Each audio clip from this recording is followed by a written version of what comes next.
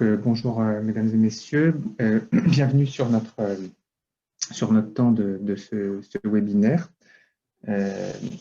Donc nous, on est très honorés de votre présence et de votre intérêt pour un sujet qui est notre quotidien.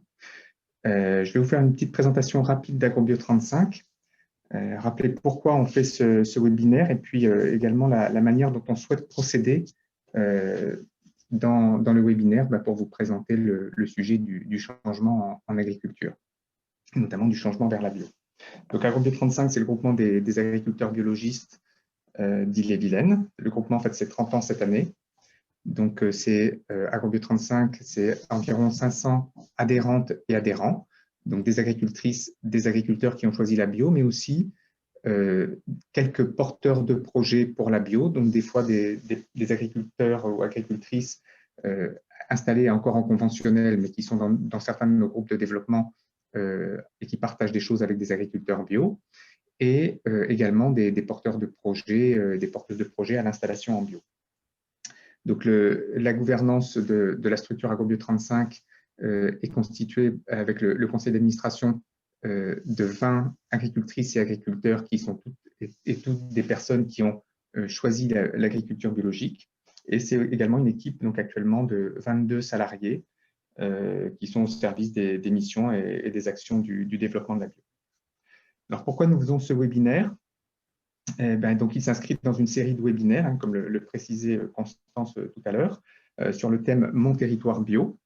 Et dans le travail que nous faisons depuis qu'il y a eu les différents webinaires et puis les rencontres qu'on peut avoir avec certaines et certains d'entre vous sur le terrain, on est régulièrement interpellé par des personnes qui sont sensibles aux questions d'adaptation de leur territoire aux nouveaux enjeux, donc des enjeux d'économie locale, de qualité de l'eau, de protection des riverains vis-à-vis des pesticides, d'énergie de climat, d'emploi en milieu rural. Et vous êtes plusieurs à nous interpeller, ne sachant pas comment travailler avec le monde agricole pour avancer ensemble. Alors, on a des retours. Voilà, moi, j'ai été voir des agriculteurs, j'ai été un peu arrêté dans mon élan par des réponses toutes faites. Mais l'agriculture a changé. Vous savez, maintenant, c'est plus ce que c'était. Il n'y a plus besoin de s'inquiéter. Ou nous sommes des entreprises, on n'a pas à nous dire ce qu'on a à faire. Ou alors, oui, la bio, mais c'est bon pour d'autres fermes. Alors, si c'est une grosse ferme, la personne va répondre c'est bon pour les petites fermes. Si c'est une petite ferme, c'est bon pour les grosses fermes. En tous les cas, voilà, sans que vous puissiez toujours avoir des arguments en face, des connaissances techniques peut-être pour pouvoir répondre et pour pouvoir dépasser ces premiers blocages. Alors, la manière dont on souhaite procéder pour ce webinaire, ce qu'on vous propose, c'est de partir, nous, de notre expérience du changement en agriculture. Pour Agrobio 35, c'est 800 fermes qui ont été accompagnées, c'est même plus de 800 fermes qui ont été accompagnées depuis une trentaine d'années dans leur transition vers la bio. Je dois dire, on peut se targuer, on n'a pas une seule ferme qu'on a accompagnée et qui ait fait marche arrière ou qui soit repartie de l'agriculture biologique vers une agriculture chimique. Donc, on ne va pas avoir une approche théorique du changement. Ce qu'on va essayer de vous faire, c'est de vous présenter un peu notre méthode et voir comment vous pouvez vous en inspirer dans vos travaux sur vos collectivités. Et voilà, on espère comme ça être un peu une source d'inspiration. Alors nous, notre façon d'avancer sur toutes ces années, c'est d'abord le dialogue, donc le dialogue permanent. On reste en permanence en dialogue avec les autres agriculteurs des territoires, mais aussi avec les différents acteurs de l'agriculture, qui ne sont pas tous des tenants de l'agriculture biologique. Dans notre méthode, il y a également une orientation très claire voilà, qui est annoncée. Donc, nous, on souhaite développer la bio. On n'a pas de limite sur le développement de la bio. Pour nous, si 100% des agriculteurs peuvent avoir la chance de bénéficier de l'agriculture biologique, c'est très bien. On a aussi, dans notre orientation claire, la volonté de sortir l'ensemble de l'agriculture de la dépendance à la chimie. Et puis, on veut également agir très clairement pour l'autonomie de décision des agriculteurs et pour un métier d'agriculteur qui soit rémunérateur. Donc, dans notre méthode dialogue, orientation claire, écoute, voilà, on part du principe que chaque agricultrice, chaque agriculteur a des bonnes raisons, a ses bonnes raisons en tous les cas, de faire ce qu'il fait ou ce qu'elle fait. Et donc ça, il faut l'entendre, il faut l'écouter. Et puis après, dans notre méthode, c'est des actions de soutien au changement. Toutes celles et ceux qui veulent changer, une petite étape, un petit bout, et bien d'avoir des actions qui correspondent à ces étapes du changement et soutenir ce changement. Et ensuite, donc une méthode, et puis on a une vision des choses. Là aussi, on va essayer de vous communiquer, de partager avec vous.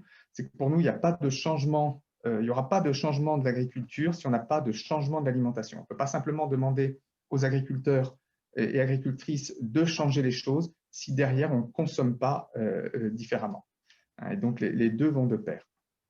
Et également pour nous, il n'y aura pas de changement de l'agriculture si on ne reconfigure pas nos systèmes alimentaires et si on ne va pas vers davantage d'introduction et une part plus importante des systèmes alimentaires en lien avec leur territoire. Et quand c'est en lien avec leur territoire, c'est aussi avec des gouvernances locales.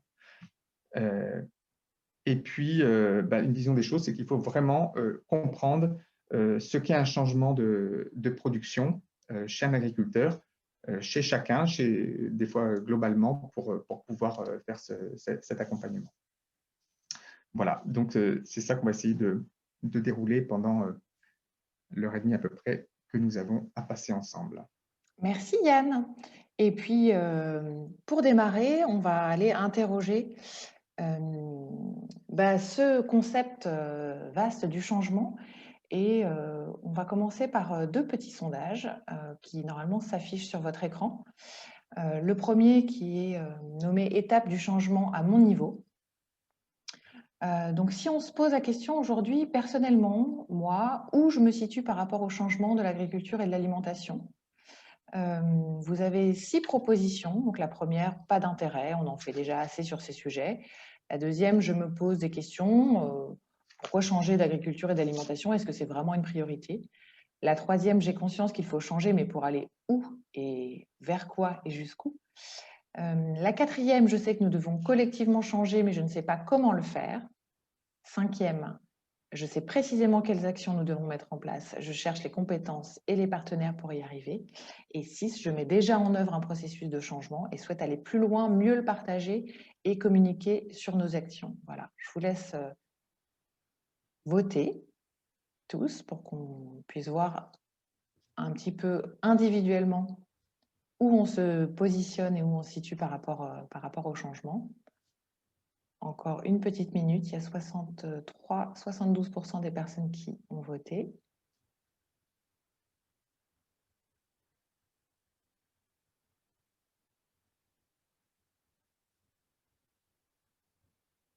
Voilà, il doit nous en manquer une ou deux.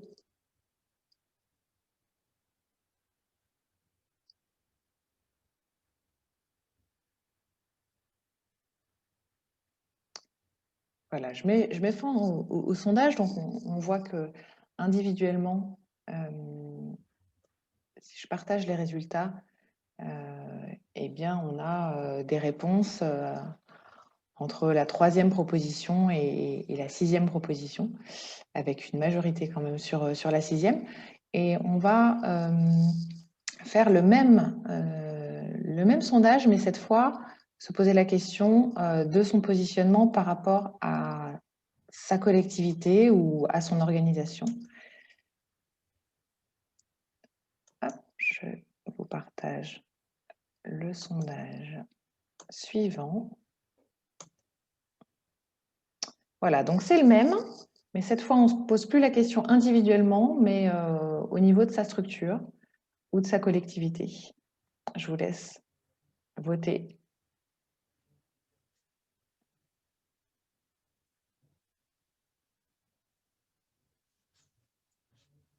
On va voir si les réponses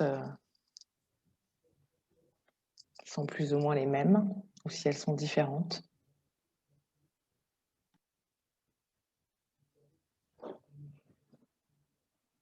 Vous êtes 50% pour l'instant.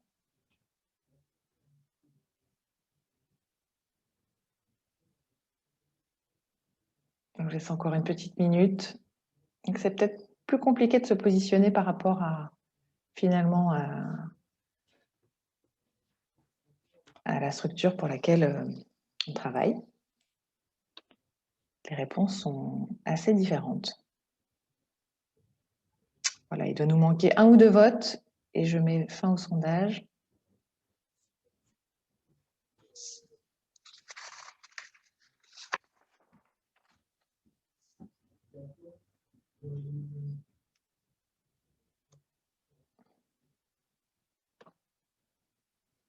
Voilà, je partage les résultats.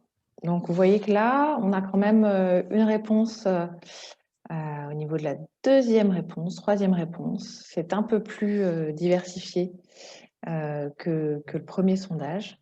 Ce petit exercice, c'était pour vous montrer qu'il y a vraiment des étapes chronologiques dans le changement.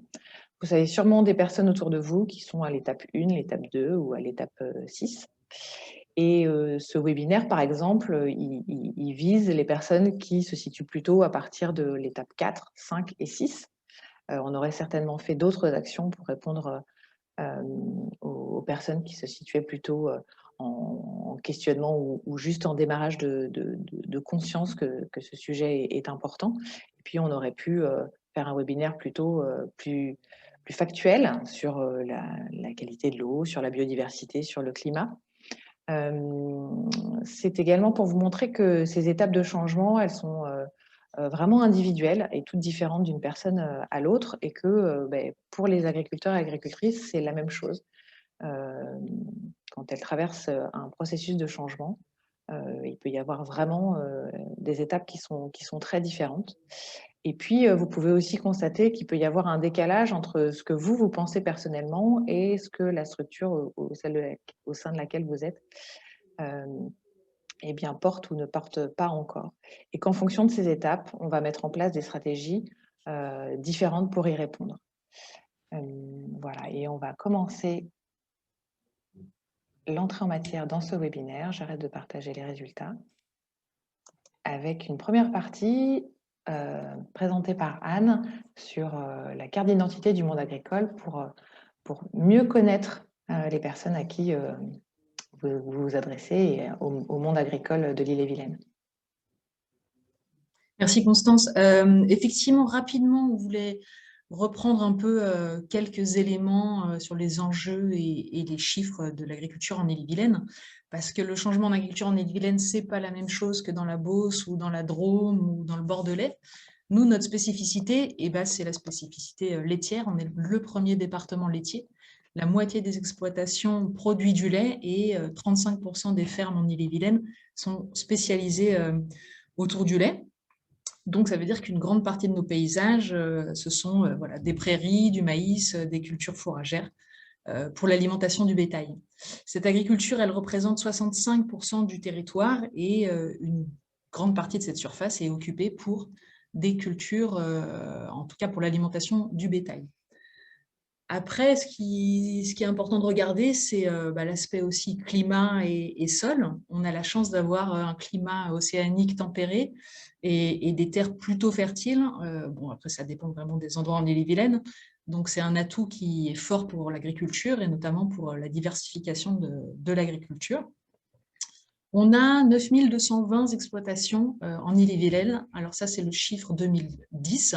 Malheureusement, c'est toujours compliqué d'avoir des chiffres assez précis et à jour sur l'agriculture. C'est un recensement qui est effectué en 2010. Il y en a un autre qui est en cours, donc on espère qu'on aura des nouveaux chiffres bientôt. Malheureusement, ces chiffres seront plus bas en termes de nombre d'exploitations agricoles, puisqu'il y a une baisse, mais qu'on constate partout en France, une baisse continue du nombre d'exploitations en agriculture.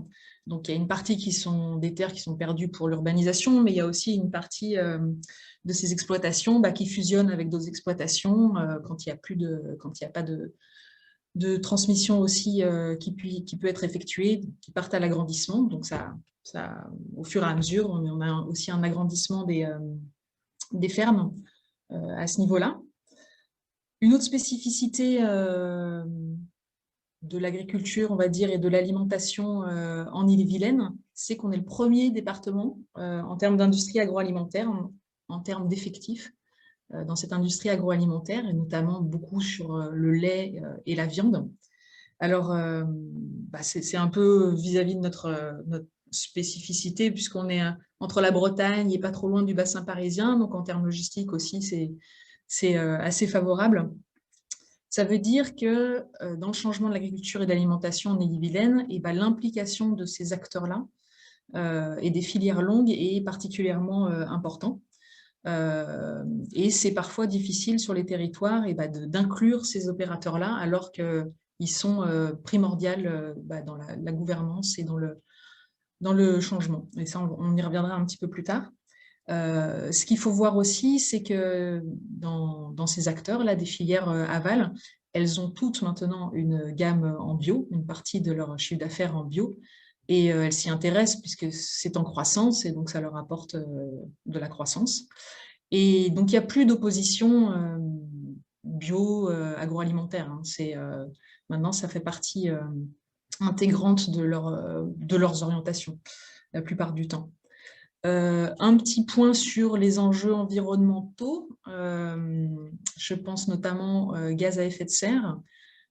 On est le premier département laitier et sur la plupart des territoires, je pense que dans vos, alors je ne sais pas, suivant si vous êtes des communes ou intercommunalités, dans les PCAET, et quand on fait le diagnostic des émissions de gaz à effet de serre sur le territoire, il y a beaucoup de territoires en Ille-et-Vilaine où la majorité des gaz à effet de serre proviennent de l'élevage, donc du méthane en particulier de l'élevage.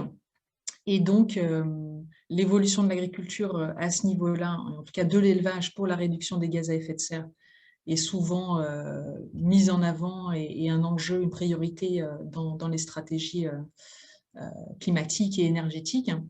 Et aussi, ça amène beaucoup de projets de méthanisation sur les territoires pour permettre aussi de réduire ces émissions de gaz à effet de serre, mais qui créent aussi, et ça on le voit de plus en plus dans nos discussions avec les élus ou sur les territoires, qui crée aussi des questionnements vis-à-vis des limites de certains modèles de méthanisation.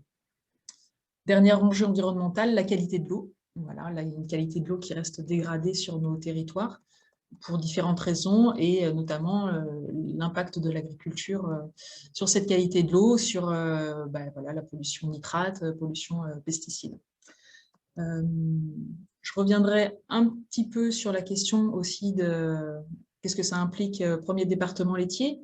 Ça implique une pyramide des âges aussi un peu particulière. On a 50% des éleveurs, en tout cas des fermes laitières qui vont être à transmettre dans les 10 ans et presque un tiers dans les 5 ans à venir. Donc, l'enjeu de la transmission est un enjeu particulièrement important pour le changement en agriculture. Voilà quelques points. Peut-être avez-vous d'autres enjeux à partager. Dans ces cas-là, n'hésitez pas à lever la main pour qu'on puisse vous donner la parole. Hein, vraiment, tout au long du webinaire, levez la main ou inscrivez votre question dans le chat. Ça va vraiment permettre de venir nourrir et partager encore plus de choses. Donc, sur cette question, est-ce que vous voyez d'autres enjeux majeurs à partager que vous constatez sur vos territoires? Est-ce que quelqu'un veut prendre la parole?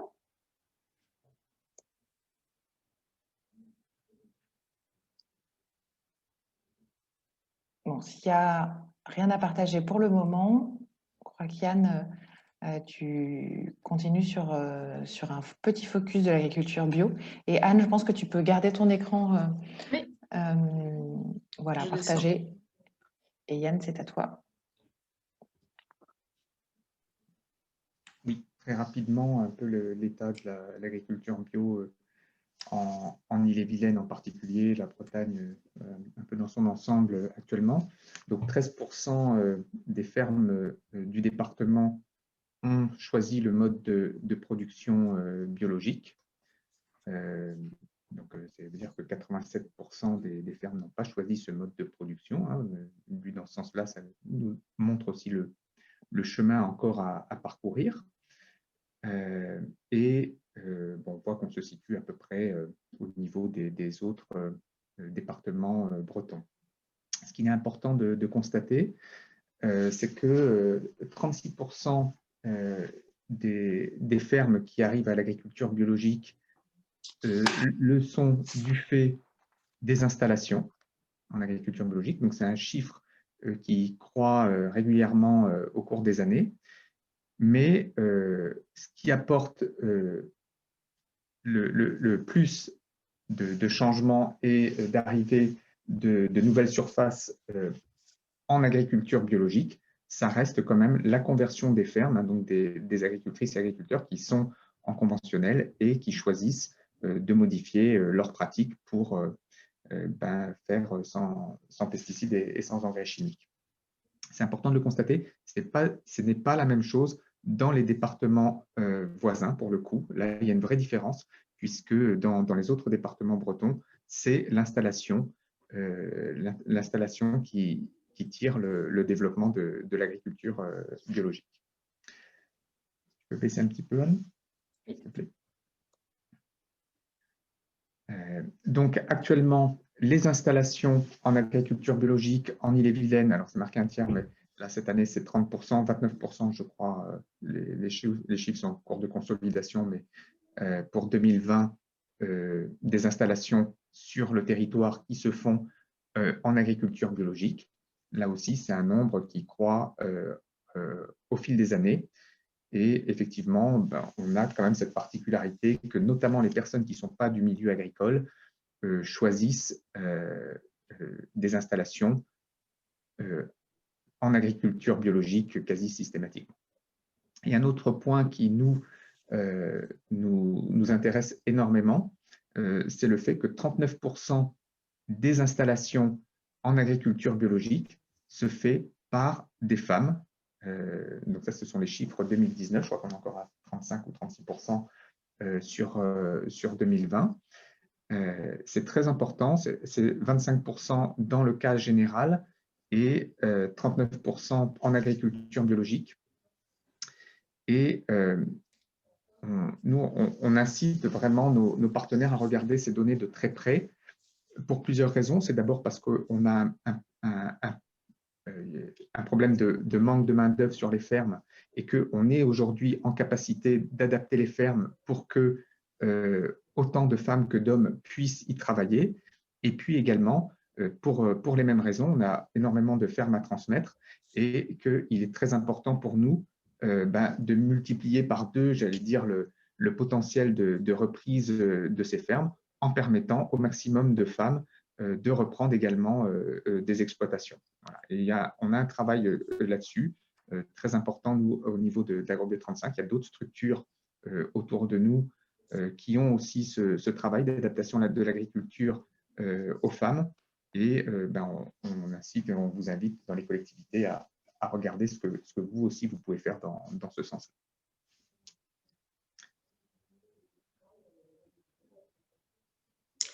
Merci Yann. Pour illustrer un peu ce que peut être le changement de l'agriculture et de l'alimentation en Ille-et-Vilaine, je vous présente 2 chiffres. Déjà, la stratégie, alors ce sera à droite, hein, la stratégie Farm to Fork, c'est la stratégie qui est parue en 2030 de l'Union européenne, qui est issue du Green Deal européen, pour le changement d'agriculture et de l'alimentation et qui prévoit un objectif ambitieux de 25% de surface en agriculture biologique en 2030. On sait que la nouvelle PAC va avoir un impact considérable sur si on peut y arriver ou pas, mais nous on se dit aussi qu'on peut agir localement pour essayer d'atteindre cet objectif, même si nous on rêverait que la majorité des terres soient en bio, c'est déjà un objectif qu'on peut se fixer. Qu'est-ce que ça veut dire concrètement? Ça veut dire 80 000 hectares en agriculture biologique en plus en Ille-et-Vilaine pour 2030. Et ça, donc j'ai fait un petit calcul à la louche, là, vous m'excuserez le côté un peu réducteur, ça veut dire 237 hectares par commune, même si elles sont très différentes les unes des autres, en Ille-et-Vilaine, pour 2030. Voilà, je vous invite à garder ce chiffre en tête, ou peut-être faire votre calcul sur votre territoire pour vous projeter un peu et et peut-être fixer des orientations sur votre territoire. Un autre chiffre intéressant à regarder, donc là on parlait du changement d'agriculture, c'est plutôt parler du changement d'alimentation. Donc je ne sais pas si vous connaissez l'outil Parcelle, pour ceux qui ont suivi le premier webinaire, on en avait parlé. Il est aussi accessible là sur le petit logo et je vous invite à aller faire aussi des petites simulations. C'est un outil qui a été développé par Terre de Liens et notre réseau et un bureau d'études pour simuler, parler du changement d'agriculture, enfin de simuler les changements d'alimentation sur un territoire. On fait un scénario imaginaire, on rêve qu'un jour, tous les habitants d'Ille-et-Vilaine mangent des produits bio issus des fermes localement et changent aussi leur assiette en consommant, en réduisant leur consommation de viande de 25%. Pour nourrir tous ces habitants de l'Ille-et-Vilaine, il faudrait 440 000 hectares pour couvrir leurs besoins en légumes, en fruits, en œufs, en viande, en lait. Et on a 467 000 hectares de surface agricole en Ille-et-Vilaine. Donc voilà, on a la surface nécessaire pour une alimentation qui serait complètement relocalisée en agriculture biologique et en changeant quand même nos assiettes vers plus de végétal, puisqu'on sait que c'est un facteur important dans la durabilité de l'alimentation, et c'est un facteur qui a un impact sur l'assolement, c'est-à-dire sur la répartition des surfaces qu'il nous faut. On sait, l'élevage en France, c'est 60% des surfaces agricoles pour l'alimentation du bétail. Donc ça occupe une très grosse partie de nos paysages. Voilà quelques chiffres. Si vous avez des questions, je veux bien en prendre à ce niveau-là. Sinon, je continue. Constance, tu as vu des réactions ou des… Non, juste on me redemandait le chiffre de l'agriculture bio en Ille-et-Vilaine que j'ai redonné, donc on était à 13%. Voilà, des fermes du département. Oui, 93 nouvelles fermes en 2020. Donc ça croît chaque année hein, avec voilà, des dynamiques, des vagues de conversion. On a eu des vagues de conversion des fermes laitières entre 2016 et 2018 particulièrement, avec une crise du lait et une chute des prix du lait à ce moment-là. Ça accélère les conversions, c'est sûr. Je pense que tu peux continuer. Je continue. Voilà. Bon, après ces chiffres et une vision un peu institutionnelle, on voulait donner aussi des éléments de la perception des évolutions de l'agriculture, de l'agriculture par les agriculteurs eux-mêmes, les premiers concernés aussi à ce sujet. Et on vous a mis ici quelques-uns de ces éléments qui proviennent d'enquêtes qu'on a réalisées sur le territoire du Val-d'Ille-Aubigny en 2019 auprès de 52 agriculteurs. Dans ces enquêtes, il y avait différentes questions, mais une question ouverte autour de la perception de l'évolution de l'agriculture sur leur territoire. Il y a 5 thèmes qui ressortent. Alors, non, même 6. 6 thèmes qui ressortent. Ça veut pas dire, les thèmes qui ressortent là, ça ne veut pas dire que tous les agriculteurs nous ont parlé à chaque fois de ces thématiques-là. Les questions étaient assez ouvertes, mais c'est ces thématiques qui sont ressorties le plus souvent. Et en premier, la pression sociétale. Donc là, c'était, je crois, à peu près 12 agriculteurs qui nous ont parlé spontanément de cet aspect-là. La pression sociétale vis-à-vis de la question des pesticides, là, c'était particulièrement prégnant. Je vous ai mis une parole qui nous paraissait symboliser un petit peu cette thématique-là, une parole d'agriculteurs de ce territoire. On subit les remarques et les pressions des citoyens, on n'encourage pas les agriculteurs à s'améliorer. Revenait aussi souvent des politiques publiques contradictoires.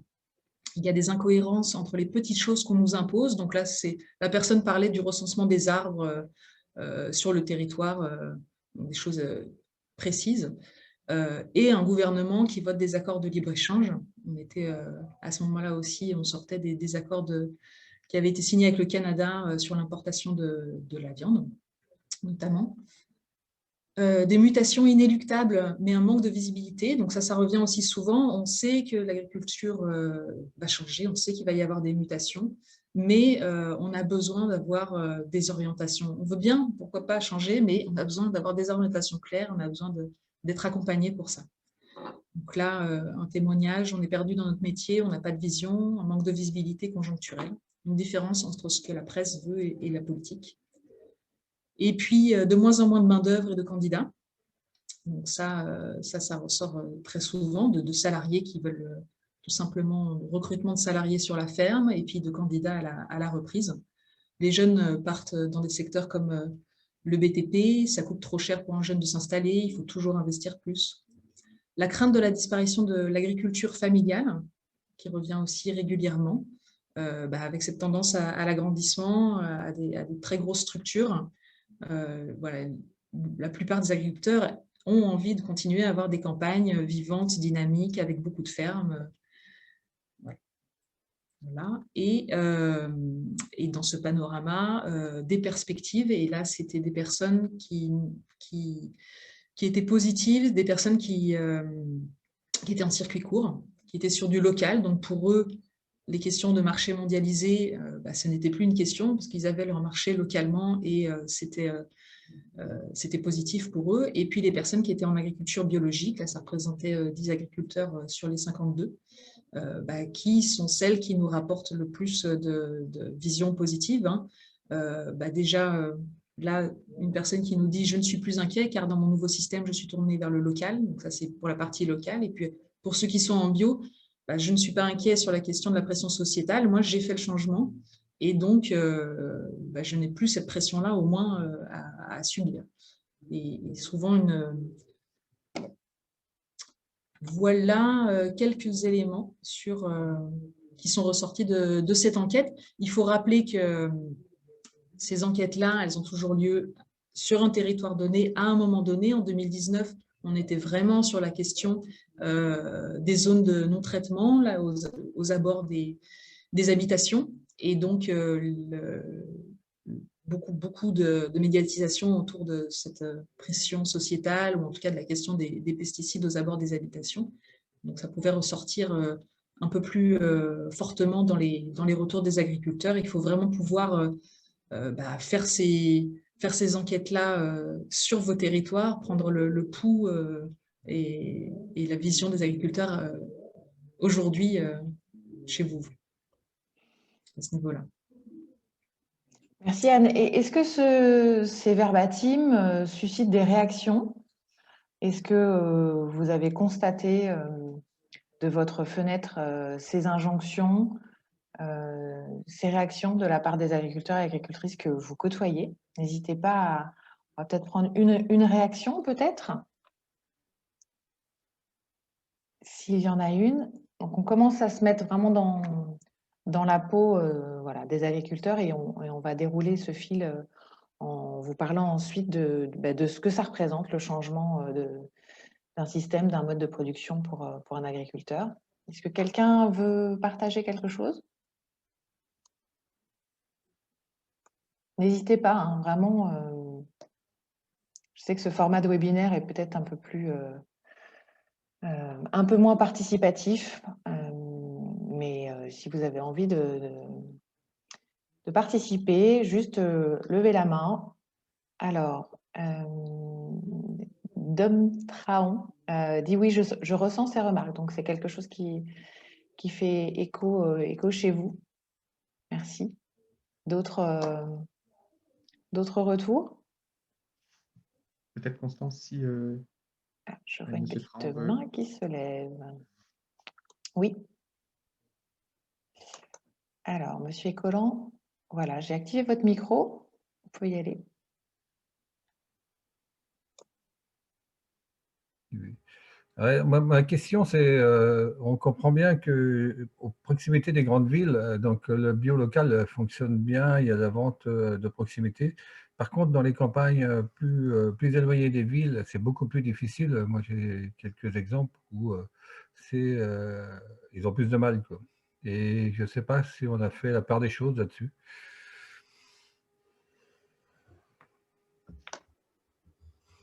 Qui veut réagir? Yann, peut-être? Oui, les agricultrices et agriculteurs doivent s'adapter à leur réalité locale sur notamment les types de production.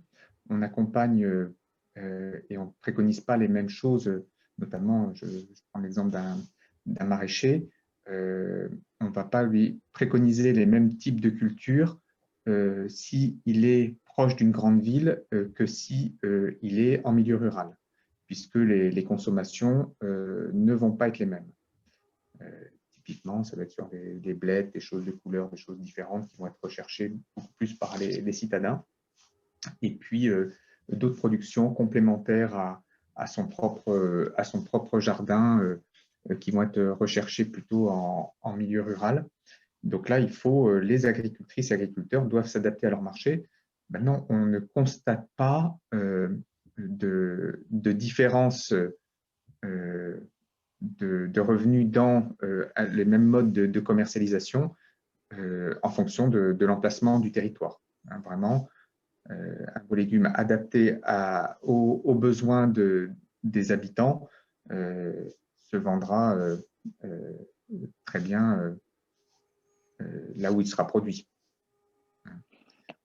C'est sûr qu'autour des grandes villes, il y a une demande spécifique et après, on retrouve aussi des producteurs sur l'île-et-Vilaine qui vont vendre notamment sur des marchés comme les marchés d'Hélice et qui peuvent venir des 4 coins du département et qui sont effectivement là des endroits très intéressants pour commercialiser pour les agriculteurs. Mais voilà, sur le nombre, on sait bien qu'il n'y a pas besoin que tout le monde soit au lycée pour vivre correctement de son métier. Parfois, il faut aussi développer son marché. Et là, les collectivités peuvent aider aussi. Hein. On peut mettre en place des actions, notamment sur les marchés.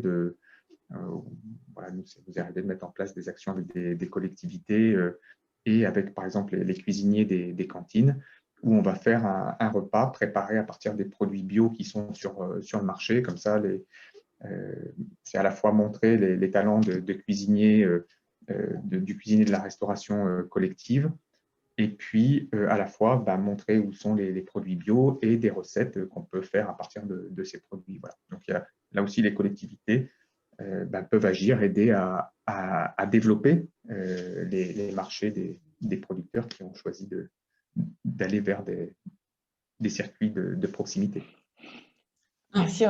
Je rajoute juste un petit retour d'expérience et on le sent, hein, cette dynamique dans les zones hors du bassin rennais, on va dire, d'avoir des moyens de commercialiser au plus près des produits bio et locaux. Là, on a 3 nouveaux groupes de producteurs bio qui sont en train de se monter pour monter des points de vente collectifs à Fougères, à Meillac, à Argentré-du-Plessis.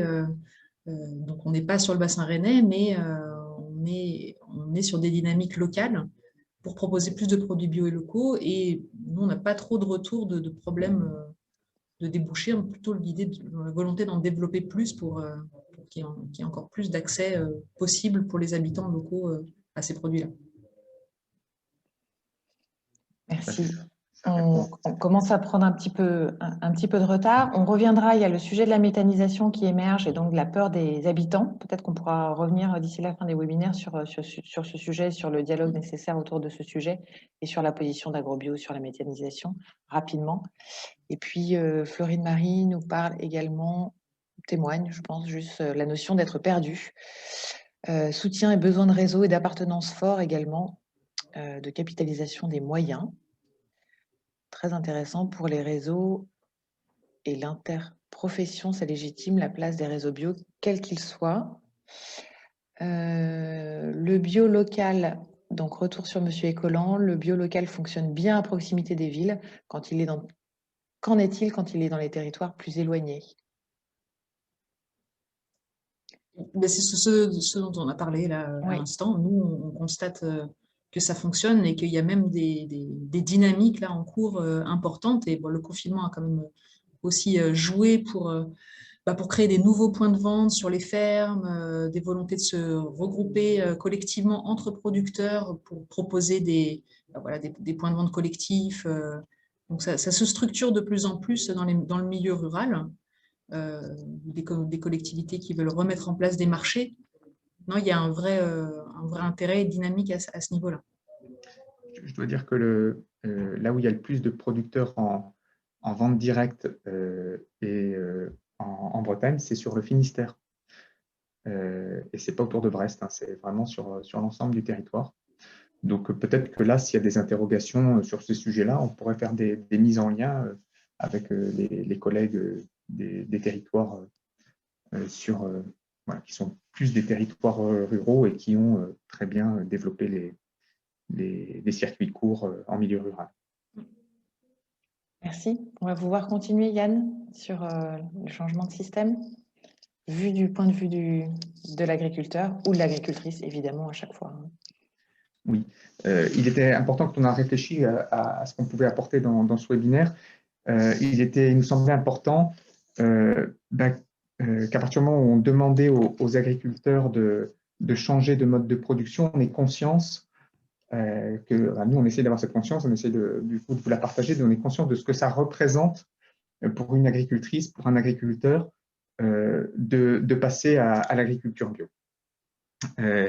Et je vais essayer de vous faire une présentation de ça sans rentrer dans le tréfonds du cahier des charges, sans rentrer dans la technique agricole, mais pour vous donner un peu un aperçu des bouleversements que ça peut susciter. Donc, ce qui va changer chez un agriculteur qui va passer en bio, ça va commencer par le changement de référence. Des références apprises à l'école, des références pratiquées avec les collègues sur les chantiers d'ensilage, etc., et qui sont totalement bouleversées, et notamment toutes les références qu'on a de l'idée de la réussite de sa ferme. On apprend dans nos formations aux agricultrices et agriculteurs depuis des générations que ce qui est le signe de la réussite d'une ferme, ça va être le rendement. Passer en bio, on ne va plus avoir comme référence le rendement. On va avoir des critères qui vont être plutôt le revenu de l'agriculteur. C'est ce qu'on va regarder. C'est qu'est-ce qui reste sur la ferme, comment je vis, quelle est ma qualité de vie et qu'est-ce que j'ai pour vivre. Et les critères qui font la réussite de la ferme vont changer. Est-ce que je suis adapté aux questions au sujet de qualité de l'eau? Est-ce que ma ferme est adaptée à la transmission? Et on va commencer à travailler 10-15 ans avant la transmission avec les agricultrices et agriculteurs bio. Ils vont commencer à se poser ces questions de comment ils vont transmettre. Ce n'est pas du tout des questions qui se posent autrement. Voilà. Donc, on change de référence, on change de cadre de référence. Premier point. Le deuxième point, c'est qu'on va demander des changements de pratique et donc des changements de technique. Ça va demander des changements d'équipement. On va faire plus d'herbes, je parle de système laitier notamment, il faut changer ces équipements pour travailler sur l'herbe. Ça va être des changements d'itinéraire technique. Je maîtrise parfaitement mon itinéraire technique. Je suis connu et reconnu sur mes itinéraires techniques maïs-blé, sur ces rotations-là, sur à quel moment il faut faire quel traitement, etc. Je passe en bio, je ne connais plus, je n'ai plus de référence, je ne suis plus reconnu là-dessus. Il va falloir aussi changer les rations des animaux. On ne va plus donner la même chose aux animaux de la même manière pour le même résultat. On ne va plus avoir les mêmes pratiques à tous les niveaux. Et donc changement de référence, changement de pratique.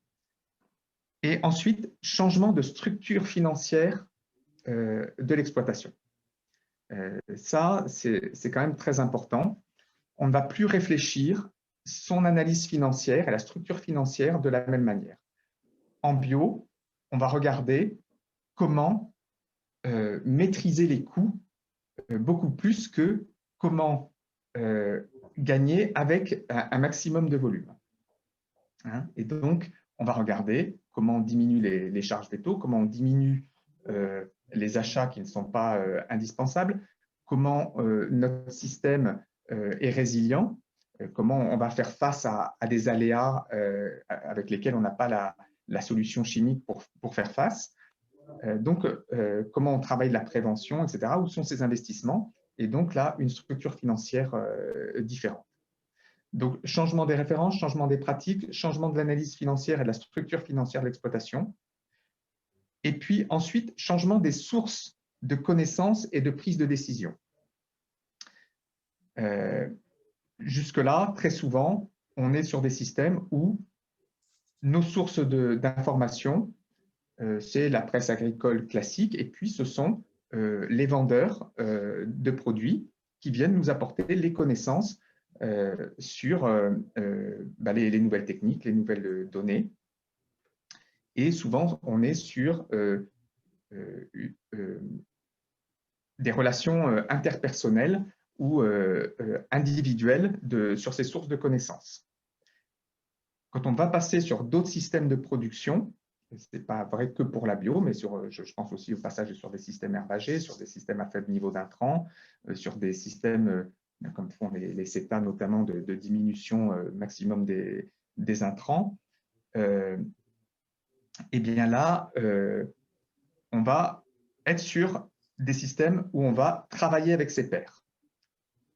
La source de données, c'est éventuellement de la recherche, des spécialistes, mais c'est des groupes de travail, c'est de l'échange avec les pairs pour analyser ensemble et se faire des idées, non pas avec les personnes qui vous vendent des produits, mais avec les collègues qui ont les mêmes problématiques que vous. Et ça demande de prendre l'habitude d'aller en formation, de confronter, de montrer ses difficultés aussi, puisque le groupe, c'est aussi ça. Et là aussi, ce changement de source de connaissances, c'est un changement aussi de façon de faire. Donc, changement des références, changement des pratiques, changement de la structure financière, changement des sources de connaissances, et puis aussi changement des acheteurs, donc changement sur ces débouchés. Donc là, on a 1/10 des fermes en Ille-et-Vilaine globalement qui font du circuit court. Ces fermes, lorsqu'elles passent en bio, elles sont souvent, celles qui sont passées du conventionnel à la bio partent de ça. Et puis, on arrive à une situation où là, on a actuellement 2/3 des fermes en Ille-et-Vilaine qui commercialisent tout ou partie de leur production en direct. Ça veut dire quoi? Ça veut dire monter des systèmes de commercialisation avec des collègues.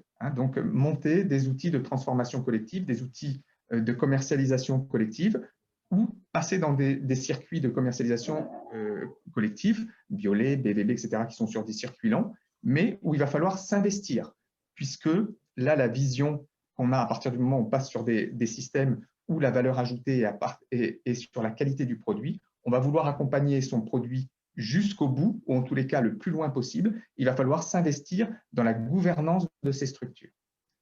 Voilà. Donc, voilà un petit peu l'ensemble des changements qui sont demandés à un agriculteur qui va choisir de passer du conventionnel à la bio. C'est du coup un changement aussi de posture en tant que chef d'exploitation. Voilà. Donc, ça ne peut pas être une injonction. Ça ne peut pas être « vous allez passer en bio » et parce que je l'ai décidé, ça va forcément se faire dans un dialogue, dans une écoute et dans une compréhension pour les agriculteurs de ce que ça implique. Pour illustrer un petit peu ces points, on va entendre le témoignage de Yann Lebrun. Anne, si tu veux bien repartager ton écran et la vidéo. Donc, qui est un témoignage qu'on a enregistré hier après-midi parce que voilà, cet agriculteur ne pouvait pas être présent avec nous aujourd'hui. Donc, on vous laisse, il y en a pour 7 minutes. On va écouter ça ensemble. Yann Lebrun, bonjour. Merci, un grand merci pour partager votre témoignage. À l'occasion de ce webinaire Accompagner le changement agricole, destiné aux élus et aux agents des collectivités locales. Alors, vous êtes éleveur laitier en cours de conversion bio et vous habitez à Saint-Aubin-des-Landes. Est-ce que vous pourriez nous présenter votre projet en quelques mots? Bonjour, je me suis installé en 2012 sur la ferme familiale.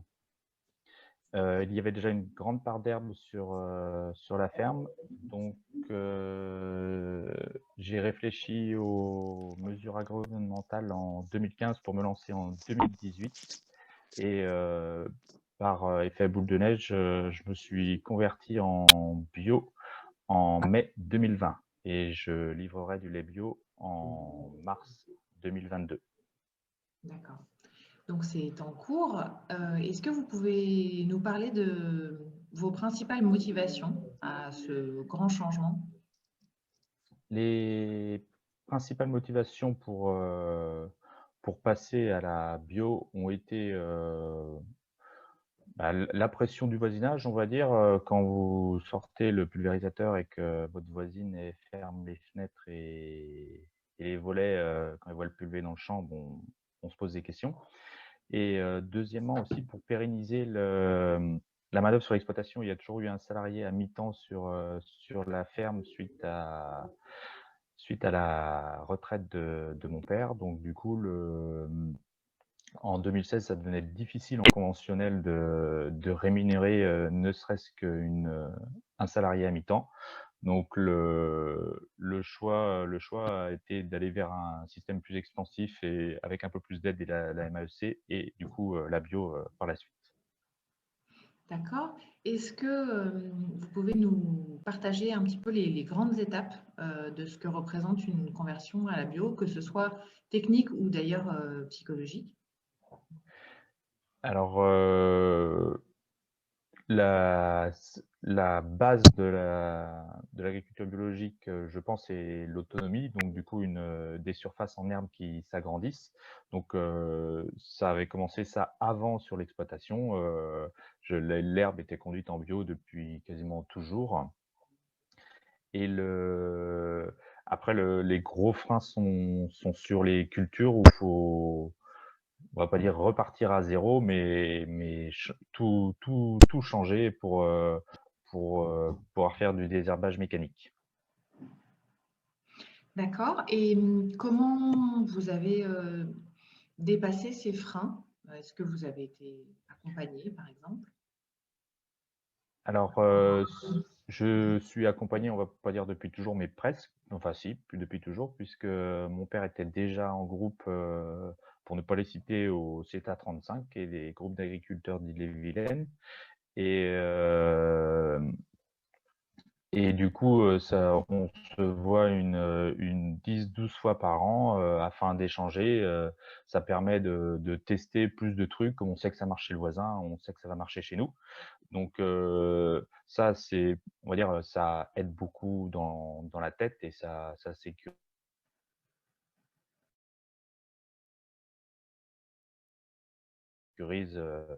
Ça sécurise et c'est ce qui m'a permis de me lancer et dans les MAE et dans la bio.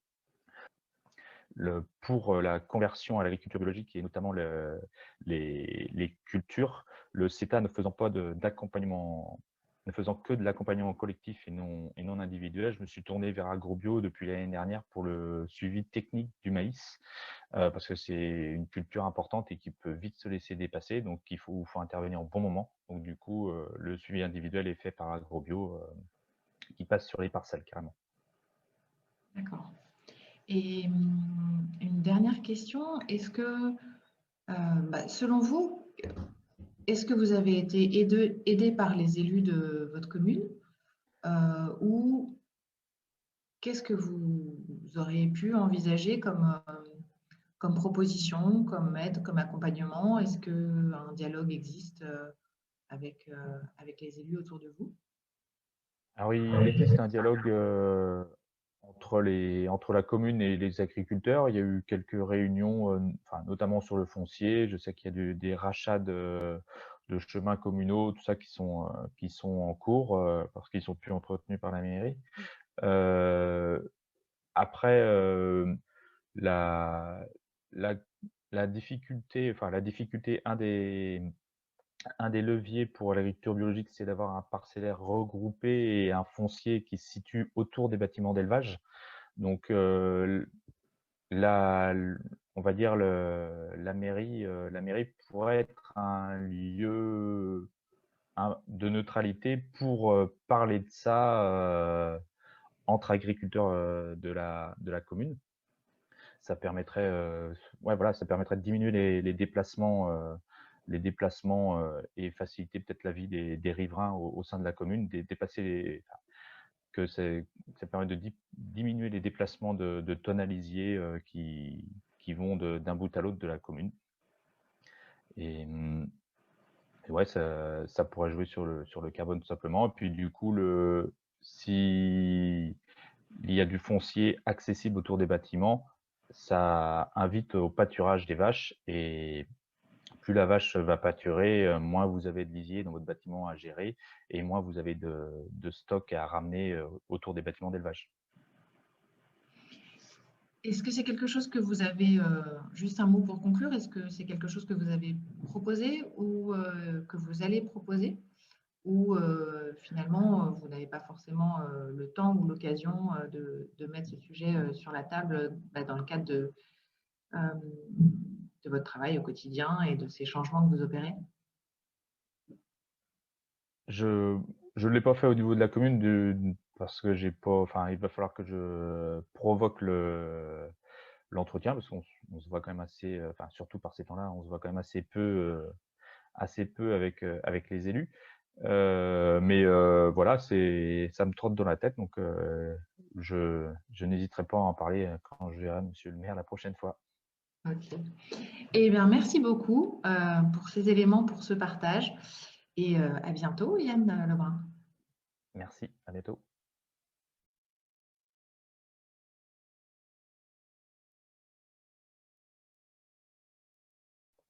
Anne, ton micro est coupé. Ça y est. Et je réactive ma vidéo. Un instant. Voilà. Voilà. Alors, après ce témoignage, je voudrais vous parler des profils d'agriculteurs, profils psychosociologiques des agriculteurs. Notre travail, la grande partie de notre travail, c'est d'accompagner les agriculteurs conventionnels. Et donc, on se pose tout le temps dans notre réseau la question de comment les mobiliser, comment les intéresser aux actions pour les emmener vers des changements de pratiques, changements de système, comment lever les freins. Beaucoup d'études mettent souvent en avant les freins techniques, économiques liés aux exploitations. Voilà, est-ce qu'il y a assez de bâtiments, est-ce qu'il y a assez de pâturage, ou des freins liés aux facteurs externes, est-ce qu'il y a du conseil disponible pour les accompagner, est-ce qu'il y a un marché. Mais souvent est négligé les freins liés à l'agriculteur lui-même, c'est-à-dire à ses valeurs, sa culture ou son profil psychosociologique. Donc ça, c'est quelques éléments là-dessus que nous, on a intégré dans un outil qui s'appelle l'outil Opal, qui a été déployé sur une quinzaine de collectivités en France, pour mieux comprendre en fait la réalité, les réalités des agriculteurs sur leur territoire, de mieux comprendre comment ils fonctionnent et surtout de proposer des actions qui leur sont adaptées en fait et qui les mobilisent. Donc là, il y a 4 profils qu'on peut donner pour les agriculteurs. Donc un profil constant, donc ça, ce sont plutôt des personnes qui seront économiquement contraintes, qui sont peu influencées par l'environnement social, par le monde agricole autour d'eux. Voilà, ça ne les dérange pas, mais ça ne les motive pas non plus. Un profil conciliant, donc ça, ce sont des personnes, des agriculteurs qui vont chercher plutôt dans leur stratégie d'exploitation, plutôt la sécurité que le changement. Ils sont prudents dans leur stratégie, soucieux aussi du monde agricole qui les entoure et aussi très intégrés dans ce monde agricole-là. Ce sont des agriculteurs, des exploitants qui sont rassurés par les conseils des prescripteurs classiques, qui vont s'appuyer sur eux pour prendre des décisions sur leurs exploitations. Je parle là de tout ce qui est conseil technique, comptable, aussi syndical, autour d'eux. Les profils meneurs, donc là on est sur des personnes qui sont intéressées par la performance économique de leurs exploitations. Ils vont prendre des risques, rechercher la croissance, souvent un peu proactif aussi, intéressés par tout ce qui est dans l'innovation, que ce soit dans les productions ou dans le matériel, et investis sur leur territoire, dans les organisations territoriales, et qui essayent aussi souvent de mettre en place des partenariats locaux autour d'eux. Et puis le profil réformateur, donc des profils audacieux qui sont plutôt influencés par des logiques immatérielles. Ils ont souvent peu de liens avec le monde agricole. Par contre, ils peuvent être impliqués dans des organisations ou des schémas localement, mais s'ils les considèrent en rupture, en fait, un peu comme eux. Ça va être souvent des modes de production alternatifs ou des variétés un peu spécifiques. Et là, on est souvent sur des profils, alors H7, c'est hors cadre familial, ou alors aussi des profils NIMA, c'est non issus du milieu agricole, et souvent des entreprises récentes.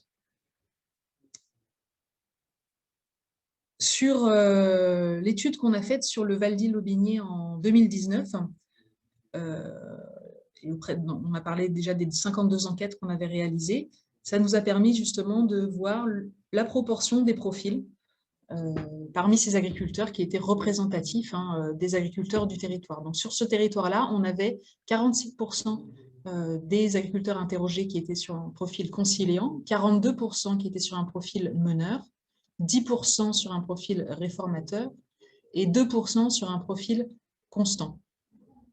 Donc, ces proportions-là peuvent bien sûr changer selon les territoires. Je pense qu'une certaine partie est extrapolable à l'Ille-et-Vilaine d'une manière générale. Après, c'est aussi des profils qui vont varier suivant les productions, hein. On n'a pas la même chose sur le maraîchage que sur la production laitière. Et puis aussi, on voit une grosse différence entre des personnes qui sont plutôt en circuit long qu'en circuit court. En circuit court, ça demande d'être assez entreprenant, d'aller au contact des clients, etc. Donc, on est plutôt sur une grosse proportion de profils entreprenants, on va dire. Suite à cette étude-là, l'idée, avec les acteurs du territoire, c'est de proposer des actions qui vont répondre, en tout cas mobiliser un profil plutôt qu'un autre. Donc, on peut réfléchir comme ça à des actions qui intéressent l'un ou l'autre profil. Donc, globalement, sur des profils conciliants, ce qui va les mobiliser, c'est le travail justement avec les opérateurs, les prescripteurs qui les entourent. Un travail aussi sur des actions collectives, puisque ce sont des profils qui sont très proches du territoire, l'actions collectives avec les organisations dans lesquelles ils s'impliquent, les CUMA, etc.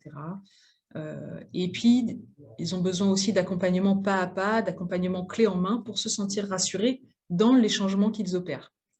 Par contre, des actions qui vont appuyer sur des sujets environnementaux ou des actions qui se font avec des partenaires qui ne reconnaissent pas, eux, comme valables, on va dire, c'est plutôt quelque chose qui les démobilise.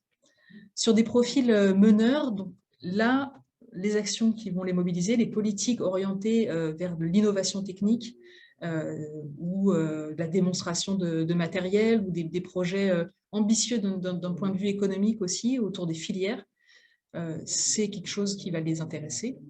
Par contre, aussi découragés par des projets peu ambitieux, économiquement ou techniquement, ou des partenaires aussi non reconnus ou marginaux. Sur des profils réformateurs, donc là, c'est des profils qui vont être particulièrement mobilisés par des politiques locales qui mènent des initiatives sociales ou environnementales fortes. Par contre, des actions orientées autour de la haute technologie ou de l'industriel, ça va plutôt les décourager. Et puis sur les profils constants, là, plutôt attirés par, en tout cas mobilisés, intéressés par des dispositifs financiers incitatifs, puisqu'ils sont souvent économiquement contrats, comme on l'a dit. Par contre, les actions collectives, ce n'est pas quelque chose qui va les encourager plus que ça. Voilà quelques éléments de réflexion pour les actions qu'on mène. Il faut voir que souvent, on constate souvent dans les collectivités qui mettent en place des actions autour de l'agriculture, ça peut être parfois des actions qui peuvent démobiliser certains profils, hein. On le voit notamment avec le profil conciliant, des actions autour du maraîchage, sur la restauration collective ou des choses très engagées autour de l'écologie, peut être des choses qui vont parfois démobiliser certains profils conciliants. Et c'est souvent ces profils-là qui sont un peu oubliés, et le travail avec les opérateurs des filières longues qui sont un peu oubliés dans les politiques qui sont menées localement.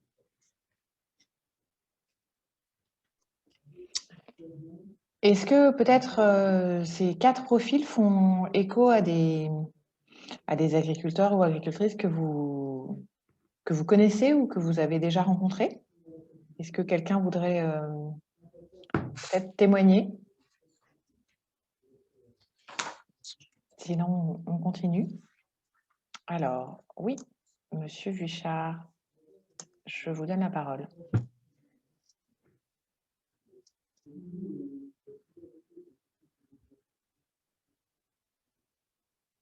Ça fonctionne, on n'entend pas. Oui, on ne vous entend pas. Est-ce que votre micro est bien ouvert? Là, c'est bon? Oui, c'est bon. Oui. D'accord, bonjour à tous. Oui, je pense que ça fait écho au profil qu'on peut connaître sur notre commune, en tout cas, avec peut-être un peu les mêmes proportions que vous indiquez, avec beaucoup côté meneur et réformateur, parce qu'il y a une tendance, quelque part, en fait, entrepreneur qui est assez générale. Quelque part, tout ce que vous avez dit sur le sujet, en fait, fait écho, en fait, en ce qui nous concerne, parce qu'on voit très bien qu'il y a des axes de mobilisation qui vont être différents et qu'il y a des discours tournés vers l'écologie, par exemple, qui passent pas vraiment, quelque part, sur lequel, en fait, les agriculteurs n'entendent pas en fait avoir des leçons là-dessus, quoi. Donc c'est pas ça qui va permettre de les mobiliser en tout cas. Donc oui, je pense que je suis assez en phase en fait avec ce qui vient d'être dit. Voilà. Merci beaucoup. Est-ce que quelqu'un d'autre souhaite partager quelque chose?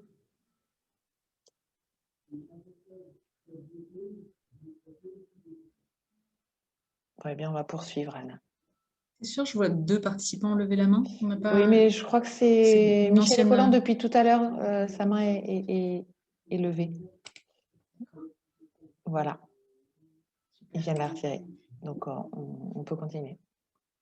Ce que je n'ai pas dit, c'est que pour nous, tout le monde peut progresser, changer de pratique. Tous ces profils-là, ils peuvent aller vers l'agriculture biologique. Hein, il n'y a pas de... C'est pas réservé à l'un ou à l'autre. Voilà. Important à rappeler.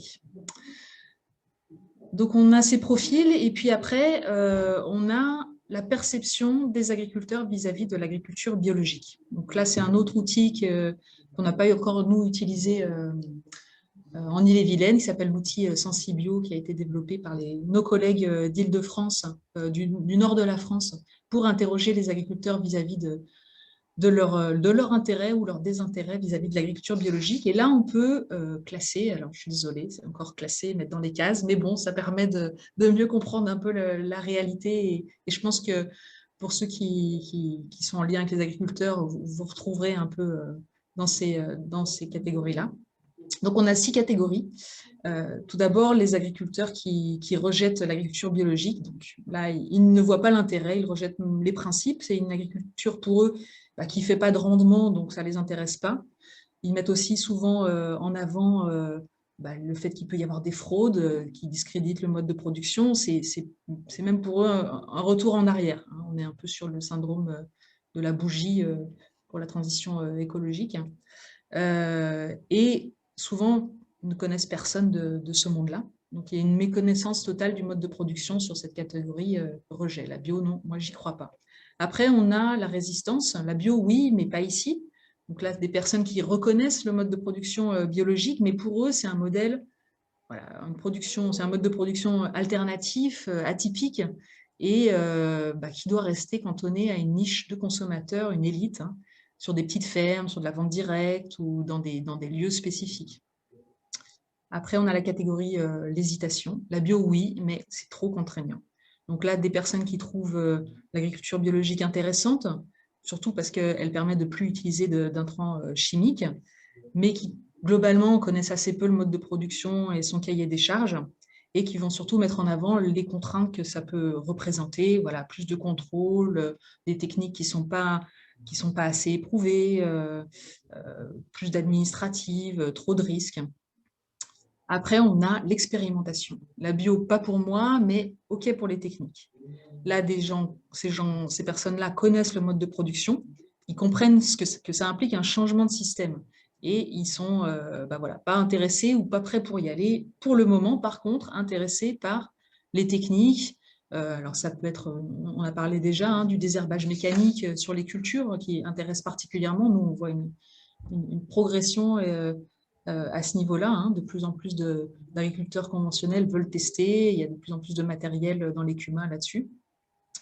Ça va être des personnes aussi qui vont mettre en avant, en tout cas qui vont regretter l'absence d'un label intermédiaire qui valorise ceux qui font déjà des changements, ceux qui mettent en place des pratiques améliorées. Et puis, on va retrouver là aussi beaucoup d'agriculteurs qui mettent en avant la notion d'agriculture raisonnée, comme justement cet intermédiaire. Après, la réflexion. Donc là, ce sont des personnes qui ont une vision positive de l'agriculture biologique. C'est la bio. J'aurais aimé, mais moi, je ne peux pas. Je ne peux pas, pourquoi? Parce que j'ai pas assez de surface en herbe. Elles ne sont pas accessibles, ou je vais transmettre. Donc là, c'est trop d'énergie, trop d'efforts maintenant pour mettre ça en place. Ou je suis déjà dans un cahier des charges qui rémunère suffisamment, où j'ai des techniques qui ne sont pas compatibles avec l'agriculture biologique, ou des bâtiments qui ne sont pas compatibles, voilà, où il n'y a pas de débouché pour moi. Là, ce sont des personnes qui connaissent des agriculteurs bio autour d'eux, qui connaissent le cahier des charges, et qui sont dans cette réflexion-là. Et puis l'engagement, la bio, moi j'y vais. Donc, des personnes qui sont ouvertes, qui cherchent de l'information, qui vont ou ont engagé un diagnostic, une étude pour la conversion à court ou à moyen terme, et voilà, qui sont prêtes au changement. Voilà pour un peu ces catégories-là. Et après, donc on a parlé des différents profils psychosociologiques des agriculteurs. Moi, je vais en retenir deux, le profil conciliant et meneur, puisque c'est quand même les plus fortes proportions sur les territoires qu'on retrouve. Et puis surtout, c'est les plus fortes proportions des agriculteurs en place. Le profil réformateur, c'est vrai qu'on le retrouve souvent sur des installations récentes en particulier. Et là, on vous a donné quelques exemples. Donc, ce n'est pas exhaustif, bien sûr. Quelques exemples d'actions qui vont être adaptées à l'un ou l'autre profil. Donc, en bleu pour des profils conciliants et en rouge pour des profils meneurs, et puis en violet pour les deux, suivant où ils en sont de leur perception de l'agriculture biologique. Ce que je vais juste rappeler avant, c'est qu'on a fait des catégories de la perception de l'agriculture biologique. Ce n'est pas linéaire. On ne passe pas par toutes les étapes. Nous, il y a des personnes qui ne croyaient pas à l'agriculture bio, et en 6 mois, il y a un déclic qui se fait, il y a des rencontres, et ils engagent une transition. Et puis, il y a des personnes qui disent qu'ils sont tout prêts, et qui, voilà, ça fait 10 ans qu'ils ont envie, ou qui disent qu'ils vont y aller, et puis ça ne se fait pas. Donc, rien n'est linéaire. En termes d'action, pour des profils conciliants, et des profils qui méconnaissent l'agriculture biologique, ce qui est important, c'est la communication en partenariat avec les prescripteurs, les opérateurs techniques, les banques, les conseillers techniques, etc. Pour une communication technique et économique avec les opérateurs classiques. Ça peut être des visites de parcelles, des organisations de rencontres avec des industriels. Aussi, une communication via des témoignages d'expériences de fermes qui leur ressemblent, voilà, qui leur permettent de se projeter aussi plus facilement là-dessus. Et puis après, pour des profils où ils sont un peu plus intéressés par l'agriculture biologique, du conseil individualisé, clé en main par les prescripteurs, voilà, pour faire des changements progressifs à ce niveau-là. Par contre, sur des profils... sur la partie violette, qui sont pour les deux profils, développement de démarches collectives pour renforcer les échanges de pratiques et de savoir entre agriculteurs. Alors ça, c'est quelque chose, on a vu, que ce soit le profil conciliant, le profil meneur, c'est des personnes très en lien avec le monde agricole autour d'eux, et ces démarches collectives sont particulièrement adaptées pour qu'ils s'approprient, qu'ils connaissent de mieux en mieux ces techniques, voilà, qui sortent des a priori et des préjugés qu'ils peuvent avoir sur ce mode de production-là.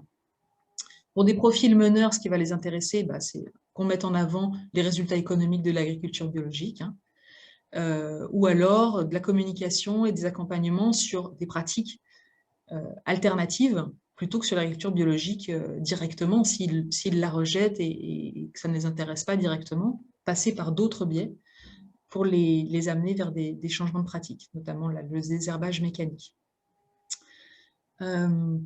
Là, je reviens sur des des agriculteurs qui auraient déjà une certaine vision positive, ou en tout cas qui connaissent mieux l'agriculture biologique. On parlait des freins sur la transmission, donc on peut proposer tout ce qui est diagnostic de transmission, justement pour imaginer si une conversion est possible avant la transmission, ou en quoi une conversion vers la bio pourrait être positive pour une reprise derrière par des porteurs de projets en agriculture biologique. Des visites d'information à la bio, donc ça c'est ce que nous proposons à tous les agriculteurs qui s'intéressent à l'agriculture biologique. Nos techniciens, n'importe quel agriculteur les appelle, ils peuvent venir chez eux pendant 2 heures pour voir avec eux ce que ça implique un passage en agriculture biologique sur leur exploitation, parler des dispositifs, des aides possibles, voilà, du cahier des charges. On rentre déjà dans le concret. On parlait aussi des freins fonciers. Donc là, il peut y avoir aussi des actions autour du foncier pour lever ces freins à ce niveau-là. Les groupes d'échange mixtes, donc là, je parle de groupes d'échange bio et non bio. Nous, on le voit, hein, on a des groupes d'échange 30 000, donc qui sont des groupes d'échange du programme Ecophyto pour réduire les intrants, où il y a à la fois des bio et des non bio. Et on voit à quel point c'est formidable pour faire évoluer des agriculteurs et pour leur faire passer le pas petit à petit vers l'agriculture biologique. Pour des personnes, pour des profils qui sont très proches de l'agriculture biologique, il y a un diagnostic qui s'appelle le PASS Bio, hein, qui permet de faire le diagnostic concret de ce qu'implique et faire un chiffrage économique de ce qu'implique la conversion vers l'agriculture biologique. Et puis, on peut citer aussi pour des profils meneurs, puisque ça, nous, on en met en place à peu près une quinzaine de fermes ouvertes professionnelles sur les territoires, des fermes ouvertes qui sont destinées aux agriculteurs du territoire et qui mettent en avant un point technique, un nouveau matériel qui va permettre à des agriculteurs de venir voir sur ce sujet-là une ferme qui les intéresse, et puis voilà, ça leur permet aussi de voir d'un peu plus près ce qu'est une ferme en agriculture biologique. Très bien. Voilà quelques exemples techniques, hein. Donc ce sont des actions techniques qu'on mène en fait nous déjà, et souvent en lien avec les bassins versants dans le cadre de leur contrat de territoire. Donc ça ne couvre pas toutes les Vilaines, il y a aussi des endroits où ces actions ne sont pas menées. Il y a peut-être des actions qui manquent là-dedans pour toucher plus de personnes, mieux. Nous maintenant, on va se poser la question de quel est le rôle de la collectivité, quel rôle peut avoir les élus, soit dans la promotion de ces actions-là, soit dans des actions qui manqueraient, soit dans le dialogue avec les agriculteurs pour favoriser encore plus la mobilisation. Juste, Anne, je voudrais réappuyer un point que tu as évoqué, mais qui me paraît très important. C'est de bien redire que ce n'est pas linéaire, hein, et on a vraiment des cas tous les ans de personnes qui sont connues pour être des détracteurs de la bio, pour être des opposants à la bio, et qui passent en bio et qui, au fil du temps, deviennent parfois des leaders techniques de l'agriculture biologique sur le territoire. Hein. Donc, voilà, il ne faut pas s'arrêter à un rejet, il ne faut pas s'arrêter à une résistance, à une hésitation. Et il ne faut pas croire que parce qu'il y a eu l'expérimentation, ça va passer en bio aussi. Voilà, hein, c'est pas du tout linéaire. Et voilà, c'est pour ça que quand on dit le dialogue est important, d'instaurer le dialogue, c'est important parce que c'est ça qui va faire les passages et qui va permettre les passages. Dialogue, accompagnement. J'ai oublié de vous dire que tout ce que je vous ai dit, vous pouvez le retrouver dans la pièce jointe. Alors, je ne vois pas où. Alors, je n'ai peut-être pas la bonne mise à jour. Constance, c'est là? Oui, normalement, elle est soit dans la petite flèche, soit en bas, mais c'est vrai que je vois que le site ne l'a pas pris forcément en compte. On vous mettra une pièce jointe plus détaillée de ces différentes sensibilités, plus leur description. Voilà, vous l'aurez en pièce jointe. On va mettre ça juste après la fin du webinaire.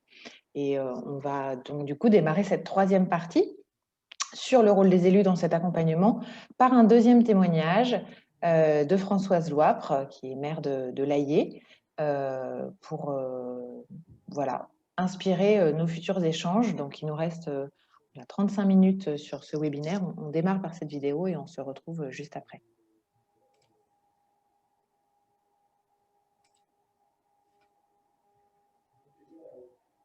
Je pense qu'il va falloir que tu repartages pour mettre le son. Je suis Non, c'est bon. Françoise Loire, agricultrice bio depuis 2010 sur l'Aillé et j'habite la commune depuis 2001. Et depuis le mois de mai 2020, je suis maire de la commune. Je vais revenir au mandat précédent. On avait initié la démarche sur le dernier mandat. À plusieurs reprises, on a réuni les agriculteurs autour de sujets les importants comme les inventaires des ruisseaux, les inventaires des zones humides.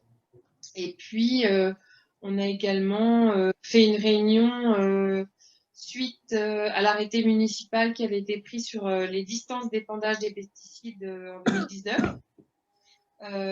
Et donc, ces réunions, on a continué à les maintenir sur ce mandat en privilégiant également la création d'un poste de conseiller municipal délégué à l'agriculture pour que l'ensemble des agriculteurs de la commune aient un référent. Alors, nos objectifs sont ambitieux en termes de développement de l'agriculture biologique, mais on tenait avant tout à entamer une démarche de dialogue avec les agriculteurs pour connaître, pour les connaître, pour comprendre leurs difficultés, comprendre leurs possibilités d'action.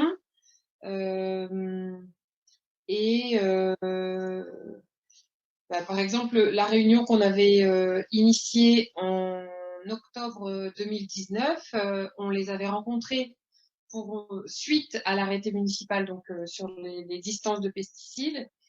Et on leur avait annoncé qu'on n'avait pas l'intention de faire ce type d'arrêté, mais qu'on voulait échanger avec eux sur les possibilités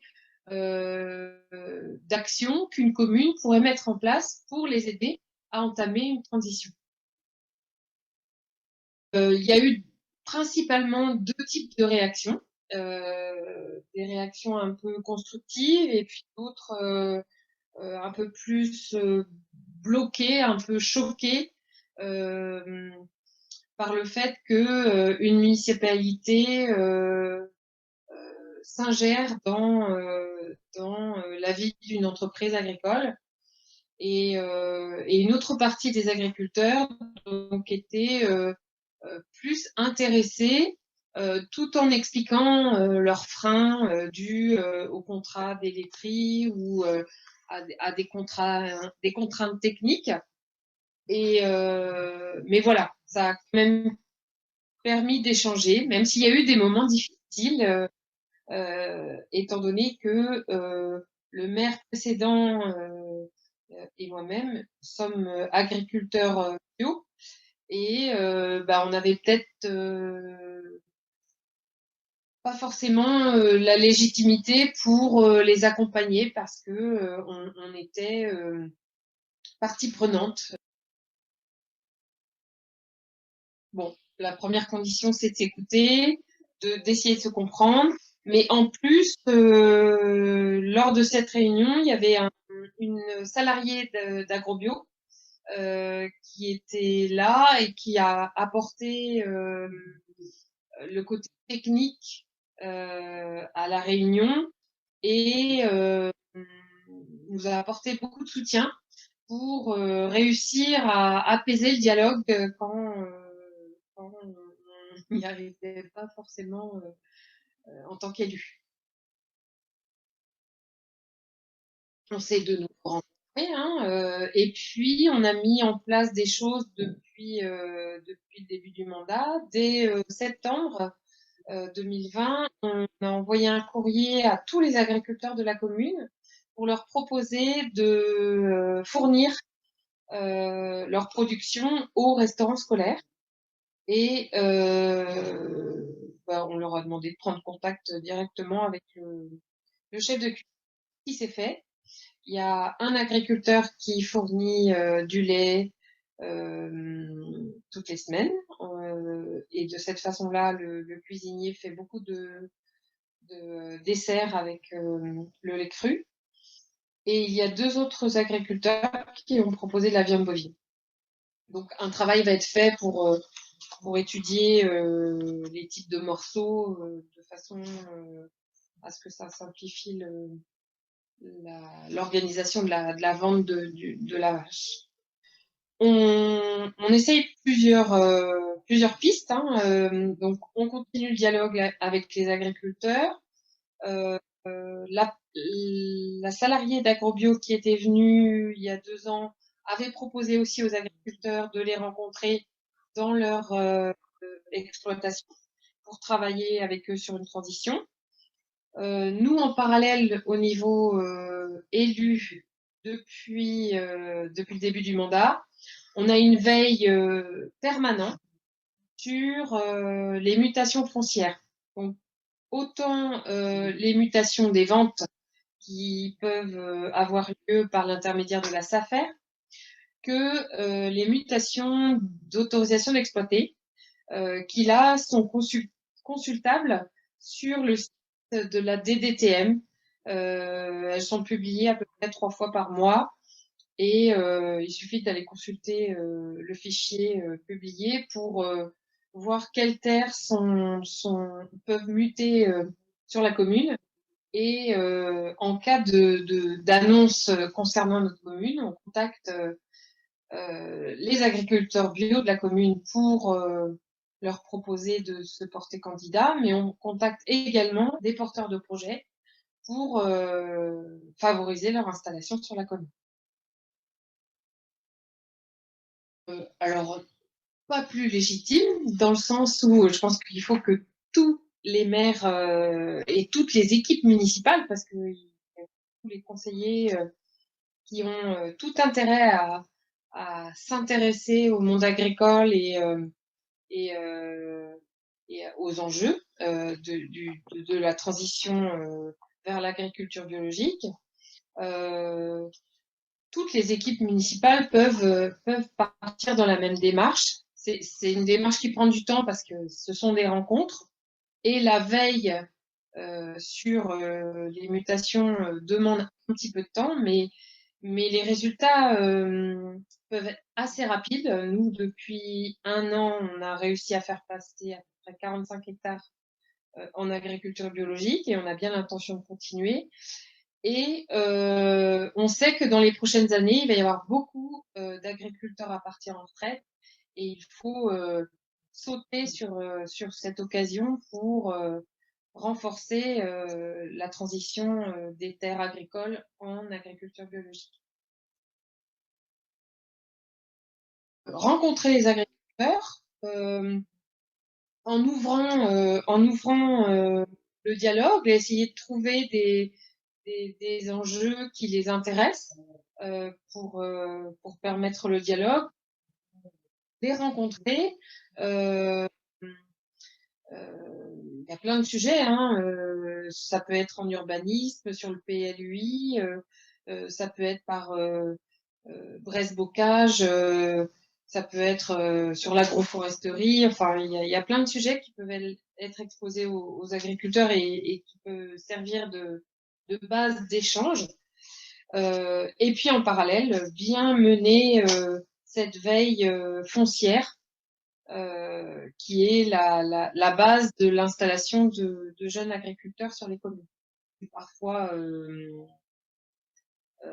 renvoyés dans mes champs quand j'aborde certains sujets parce que j'ai des attaques frontales sur des rendements, sur des assolements, parce que je fais les choses différemment. Mais c'est aussi une force parce que par mon parcours, j'ai connu les difficultés d'accès au foncier et je veux vraiment aider les porteurs de projets à accéder au foncier parce que c'est la base l'agriculture, le foncier. Alors, on est hyper motivés parce que les résultats sont déjà là. En un an, on est à quasiment 45 hectares. Si on fait ça 6 ans, ce sera super.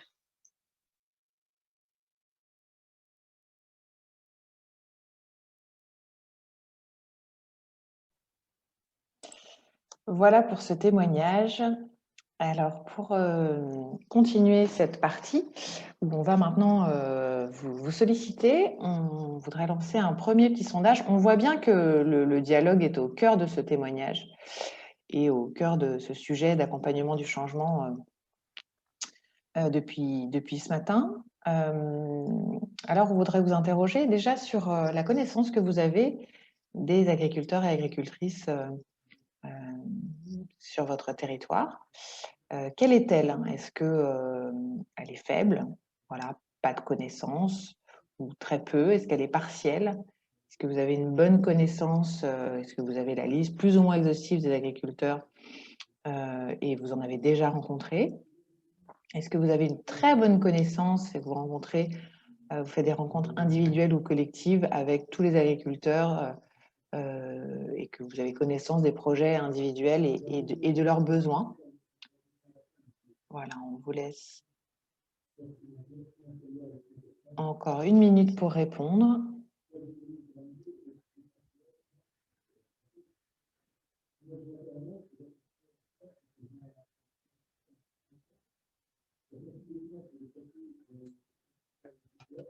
Voilà, je mets au fond et donc je partage les résultats et on voit que ces résultats, quand même, pour un tiers, vont d'une connaissance partielle. Vous avez des informations sur un certain nombre. En majorité, plutôt une bonne connaissance. Et puis pour 2 d'entre vous, une très bonne connaissance avec des rencontres individuelles et la connaissance de leurs projets et besoins. Pour poursuivre, et je vais arrêter de partager les résultats. On va vous partager un tableau. Est-ce qu'Anne, tu veux bien mettre le lien de l'outil dans la discussion, s'il te plaît? Est-ce que tu peux le faire, ça? J'ai partagé l'écran. Alors, attends. Oui, je vais pouvoir repartager ça. Donc, dans le champ discussion, on vous a partagé un lien qui s'appelle wooclap.com/agrobio35. Est-ce que vous pourriez tous aller cliquer sur ce lien, ce qui va vous emmener vers la plateforme WooClap?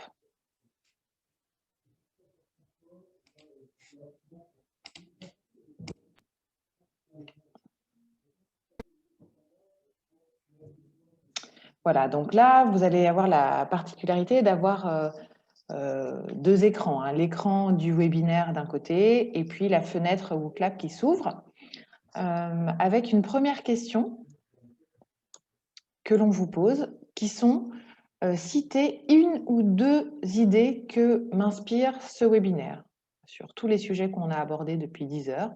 Est-ce que vous pouvez citer chacun 1 à 2 idées? Et donc, vous avez juste à remplir le champ. Vous voyez « Write your thoughts » en anglais. Vous avez juste à remplir ce champ-là. Et les réponses vont être partagées collectivement sur le webinaire. Donc, on prend allez, 2-3 minutes pour que chacun puisse citer 1 ou 2 idées.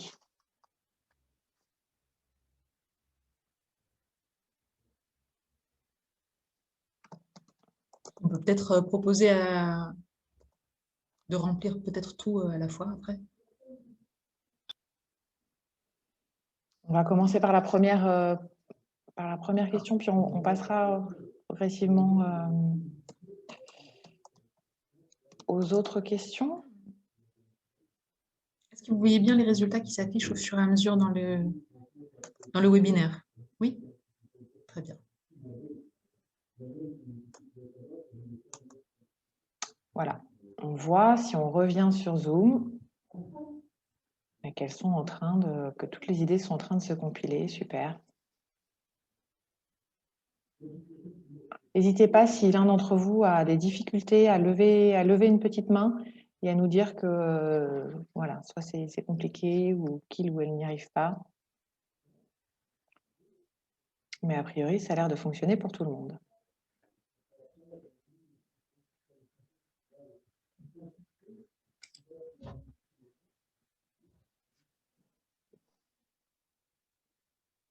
Est-ce que tout le monde a partagé?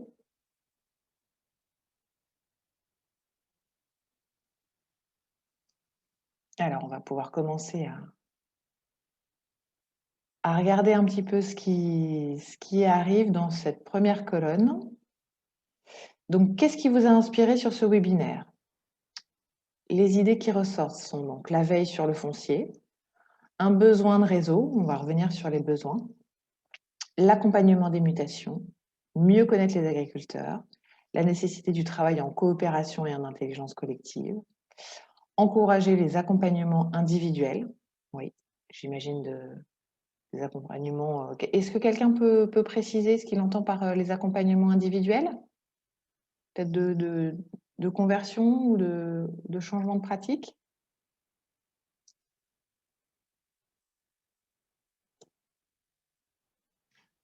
N'hésitez pas à lever une petite main pour pouvoir prendre la parole. Il faut que je puisse activer votre micro.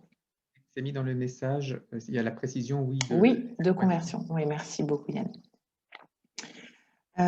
Très bien. Et puis, profiter des départs en retraite pour provoquer le changement. Et enfin, une meilleure connaissance des agriculteurs et de leur mode de production. Ok, super. Est-ce que, Yann, tu veux réagir sur ces idées qui émergent? Non, je trouve, moi j'ai trouvé personnellement très inspirant le témoignage de Françoise Loip. Voilà, moi aussi j'avais retenu ces aspects-là de travailler sur les mutations foncières, etc. Les autres points, c'est des points qu'on connaît déjà un peu plus nous. Et puis j'aurais, moi, c'est pas ce webinaire, mais il y a un des points quand même, c'est aussi, il y a encourager les accompagnements individuels techniques spécialisés pour le changement, mais il y a aussi encourager à rejoindre des groupes de développement. Et il y a quand même il y a une foultitude de groupes de développement, des GEDA, des CETA, de l'ADAGE, d'AgroBio 35. Et c'est quand même des espaces où se prépare le changement. Et, voilà. Donc, quand on connaît ces groupes sur son territoire, eh ben, c'est aussi l'occasion de proposer aux agriculteurs, s'ils n'en font pas partie, de voir s'ils peuvent en faire partie ou s'ils peuvent créer d'autres groupes aussi. Il y a des fois, on peut créer des groupes 30 000, on a créé de toutes pièces des groupes sur certains territoires pour qu'il y ait ces échanges et cette construction. On va passer à la deuxième rubrique, donc les actions que j'aimerais voir mettre en place sur ma commune ou mon territoire. Donc, soit vous recliquez sur le lien qu'on vous a mis dans la discussion et vous pouvez juste changer de question, passer à la deuxième et commencer à y répondre. J'espère que c'est clair pour tout le monde. C'est la première fois qu'on utilise cet outil ce matin.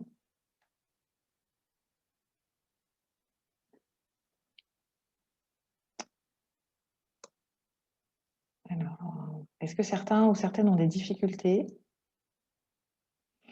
Donc là, on est vraiment sur les actions que j'aimerais voir mettre en place sur ma commune, mon territoire. Donc là, quand on est sur la page Agir, il faut changer de question et passer à la question jaune-orange. Voilà. Moi, je ne sais pas dire si c'est du jaune ou de l'orange, mais en tous les cas, c'est plus la couleur rouge. Donc il y a une petite flèche qui permet de choisir la colonne à laquelle on va répondre.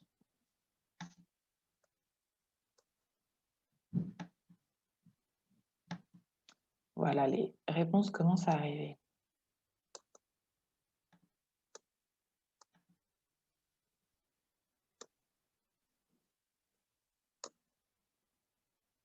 Alors chez moi, c'est toujours rose, par exemple. C'est pas orange. Donc il faut juste en effet dérouler le petit menu déroulant, aller à la deuxième, ça passe en orange. Et on peut commencer à répondre.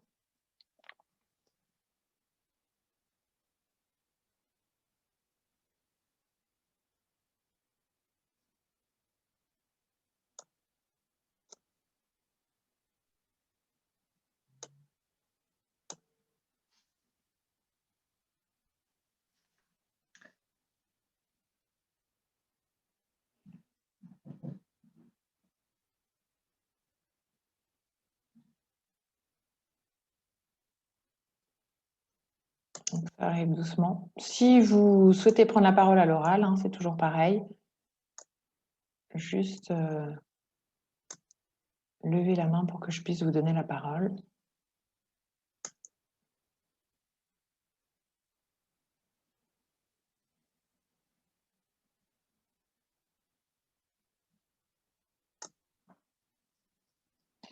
Là, on a 3, 4 réponses qui s'affichent. 5 peut-être.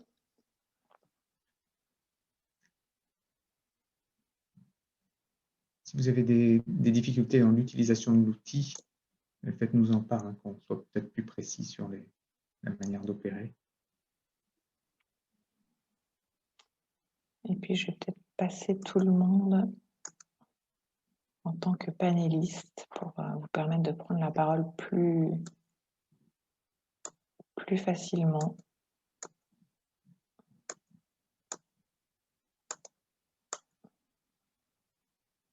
Voilà. Est-ce que Yann Wan, du coup, vous pouvez commencer à regarder ce qui est remonté?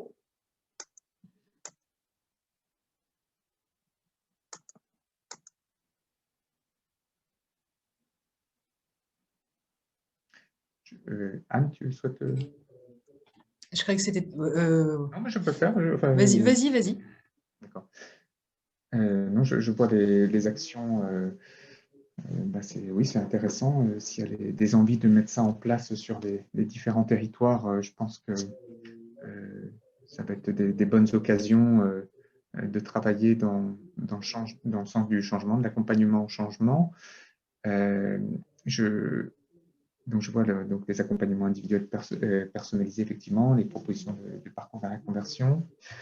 L'accent sur l'alimentation collective. Alors, j'aime beaucoup, moi, cette action-là, parce qu'elle rappelle un des points que j'avais souhaité mettre en avant dans l'introduction, hein, qui est de dire qu'on ne va pas changer l'agriculture et les modes de production si on ne travaille pas aussi au changement d'alimentation. Il peut y avoir ces actions autour de la restauration scolaire, mais peut-être aussi d'autres qui peuvent être imaginées sur le changement d'alimentation. Bon, okay, donc, tout ce qui est acquisition de foncier, effectivement. Et puis, mise en avant des efforts de la transition. Oui, ça, je trouve ça vraiment très intéressant aussi, hein, dans l'idée de dire quelle est son orientation, la portée. Je trouve que c'est très fort dans le témoignage aussi de la mère de Layé, voilà, de dire c'est ça notre orientation, de l'affirmer, et puis sans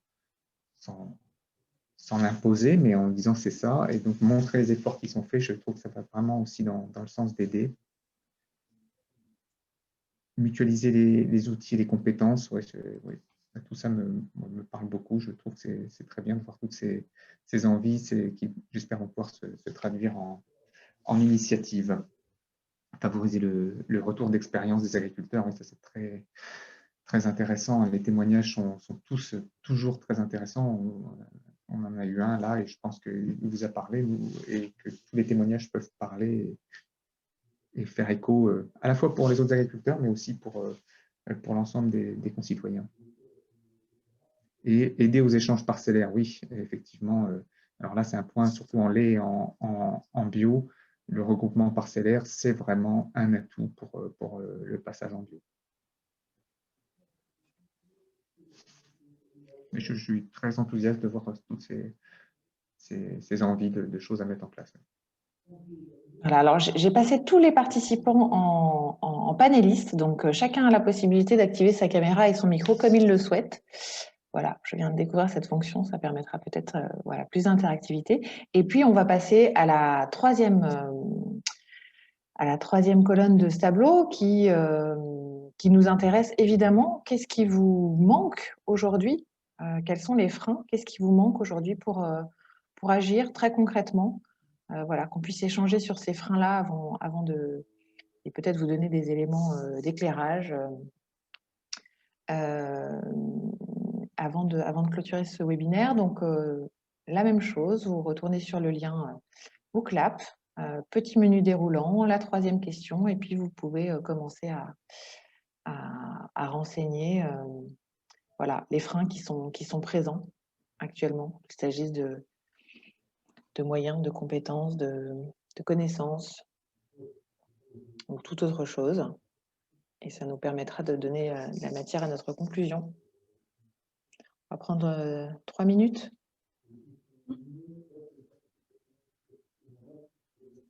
Donc, toujours pareil, hein, vous pouvez reprendre le lien dans la discussion et puis il faut donc changer de colonne, enfin de thématique de colonne toujours au même endroit pour passer au bleu. Le lien donc, est dans le dernier message que je vous ai envoyé à tous.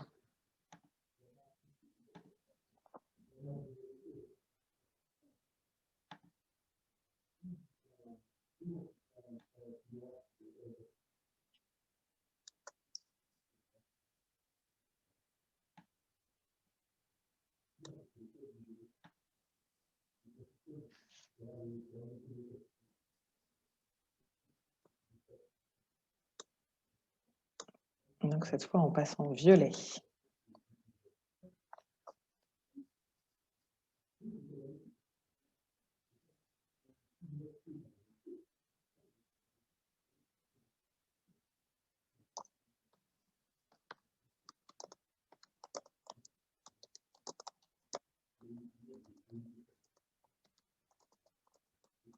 Ce serait formidable s'il ne manque rien pour agir. Hein.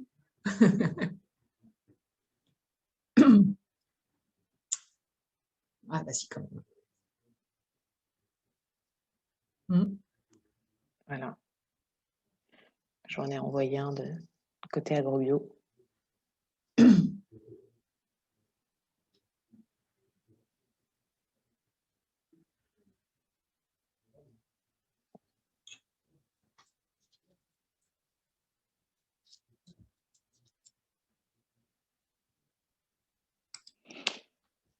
Et vous pouvez aussi juste nous mettre, si vous trouvez ça facile, du coup d'avoir les deux écrans, Zoom d'un côté et WooClap de l'autre. On sait que parfois c'est pas évident quand on n'est pas habitué à utiliser ces outils. Donc est-ce que vous pouvez juste nous mettre dans la conversation si c'est facile ou si c'est compliqué? Ça nous aidera à décider si on continue à utiliser ce genre d'outils.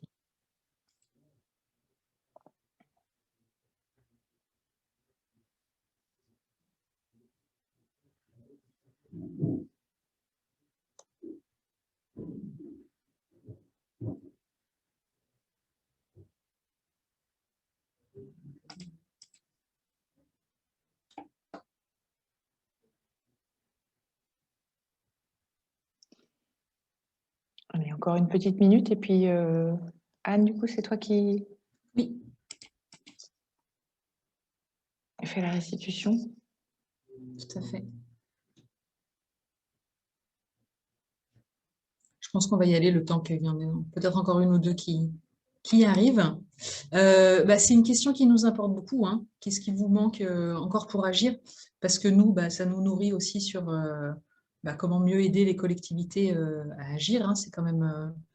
voilà, ça ne fait pas si longtemps que ça que les collectivités s'intéressent à ce sujet-là, enfin, même si certaines, effectivement, mettent des actions en place depuis bien longtemps, mais on sent quand même un intérêt grandissant, croissant à ce niveau-là. Donc, dans les propositions, il y a la question du gel des projets de conversion par les laiteries. Alors ça, je pense que c'est vu comme un frein pour activer les conversions en lait sur le territoire. C'est vrai qu'actuellement, il y a une grosse vague de conversion en lait, là, comme je disais, 2016 jusqu'à 2019. Donc, beaucoup de lait bio qui est arrivé et beaucoup des laiteries qui ont pris beaucoup de projets de conversion en cours. Et pour l'instant, il y a un arrêt de nouvelles fermes bio qui sont prises par les laiteries. Après, nous on pense qu'à moyen terme, ça va pouvoir reprendre et que ce n'est pas un frein, en tout cas, pour commencer un changement de pratique et un changement de système pour être prêt au moment où il y aura une reprise de la dynamique à ce niveau-là. Puisqu'on sait que ça prend du temps. Peut-être préciser, Anne, que c'est un phénomène qui arrive régulièrement, parce que les conversions arrivent par vagues, et que régulièrement, les laiteries fonctionnent avec des primes à la conversion quand elles en ont besoin, et puis un peu des arrêts de prise de collecte, mais c'est momentané, il ne faut pas arrêter tout le travail de ce fait-là. C'est une réaction qu'on a très régulièrement, hein, mais si tout le monde s'installe en bio, si tout le monde passe en bio, on l'a tout le temps, cette réaction-là, le marché va s'écrouler, etc. Voilà, nous, on ne l'a jamais constaté, et au moins si on est passé en bio, on utilise des pratiques plus respectueuses de l'environnement, donc ce sera toujours bon à prendre. Et puis, le marché conventionnel n'a pas beaucoup plus, et vraiment pas plus de garantie d'aller dans le bon sens non plus. Connaître les freins des élus pour mieux les accompagner, effectivement. Moi, je pense à la première, ça me fait écho à la question que tu as posée au début, Constance, sur et vous, comment vous vous situez et votre collectivité.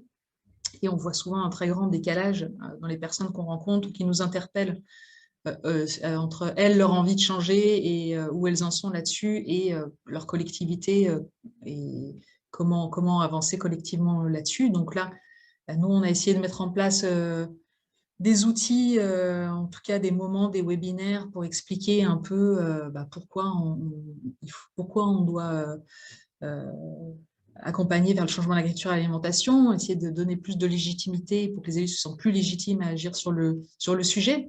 C'est peut-être pas, je ne sais pas, il y a peut-être d'autres manières, il y a peut-être d'autres façons de faire. Ça, on est à l'écoute de vos idées là-dessus, sur cet aspect-là. Quid de ces initiatives locales si la PAC ne va pas complètement dans le même sens, c'est ce qu'on disait là, mais sur lequel on n'a pas de pouvoir, enfin, à part signer des pétitions et essayer d'agir, mais pour nous, ça ne doit pas être un frein pour aller dans ce sens du changement. Une vue plus précise des différents acteurs sur lesquels nous appuyer. Ça corrobore ce qu'on nos rencontres sur le terrain. Hein, c'est que déjà c'est un sujet souvent que les collectivités ont pris en main depuis pas très longtemps. Et alors pour s'y retrouver dans les acteurs qui agissent là-dedans, qui fait quoi, quelles actions, c'est pas simple et on le comprend. Et ça demande un premier travail effectivement de collecte de ces informations. L'organisation pour mutualiser entre 2-3 communes proches. Alors, est-ce que la personne voulait parler de la restauration collective? Si on peut avoir le complément là-dessus. Ça peut être autre chose, mais moi, c'est ce qui me vient à l'esprit. On sait que c'est un enjeu important là, sur la restauration collective. Mutualiser les quantités entre les communes, entre les cantines, pour pouvoir planifier avec des producteurs locaux, contractualiser sur des quantités. Alors, est-ce que tu as quelque chose dans la conversation, Constance? Parce que je ne la vois pas, la conversation, moi. On ne t'entend pas. Excusez-moi. Non, les échanges parcellaires peuvent être entre communes. Ah oui, oui. C'était plutôt sur les échanges parcellaires. Comme je connais mieux la restauration collective, j'étais là-dedans. Tout à fait. Et comment intégrer toute la chaîne alimentaire dans ces changements? Industrie laitière, distribution. C'est une bonne question. C'est ce qu'on invite à faire. Et puis les PAT, enfin en tout cas les projets au niveau des intercommunalités l'ont bien identifié. mais on reste encore avec cette difficulté de les faire venir dans les comités de pilotage, hein, les grands opérateurs, les grandes laiteries, puisque c'est un échelon qui ne leur parle pas vraiment, ce niveau-là. Mais je pense que si les élus portent vraiment des orientations, des actions, des orientations fortes là-dessus, et l'idée c'est le dialogue, hein, c'est de pouvoir aller les rencontrer directement pour parler ensemble de eux, quelle pourrait être leur contribution à ces acteurs-là pour faire évoluer l'agriculture sur le territoire. Après, Yann, tu as peut-être d'autres idées à ce sujet-là? Non, j'ai beaucoup de... Deux idées et puis une petite conclusion parce qu'il est déjà 12h01 et du coup, Yann, je pense que tu peux enchaîner directement. D'accord. Ok. Oui, non, par rapport à ça, je voulais simplement dire qu'il ne faut pas hésiter à prendre contact avec nous, à créer des rencontres. On n'a pas forcément des réponses toutes faites à tous les sujets, mais en tous les cas, on peut aider à les bâtir ensemble. Hein, je vois comment organiser la mutualisation entre 2-3 communes pour le foncier, etc. C'est des choses qu'on peut en tous les cas travailler ensemble ou essayer de voir ensemble. Donc, en conclusion, moi, ce que j'aurais souhaité dire, c'est que pour créer les conditions favorables au changement sur les territoires, il faut se fixer une orientation agricole et alimentaire. Hein. Donc là, certains disent on ne sait pas encore jusqu'où on veut aller, comment. Là, il faut le fixer, l'annoncer. Voilà, il faut connaître les spécificités de son contexte, les spécificités de son territoire, le public auquel on a affaire. Donc là, il peut y avoir des études particulières à des moments donnés ou au moment où on veut engager des choses. Il faut créer des espaces de dialogue dans la durée avec les agriculteurs. Hein. Faut pas, je pense que le témoignage de la maire de l'Allier est significatif là-dessus. Il ne faut pas hésiter à se dire que c'est un dialogue dans la durée avec des choses qui reviennent, des temps répétés. Et il faut mettre en place des actions d'accompagnement qui soient adaptées aux différents profils et puis aussi à ses priorités politiques. Voilà. Et bon, je vais peut-être redire simplement que nous, on se tient à votre disposition. Il ne faut pas hésiter à nous contacter. Hein. À partir du site, il y a les éléments de contact et puis nos numéros de téléphone, etc. sont communiqués partout.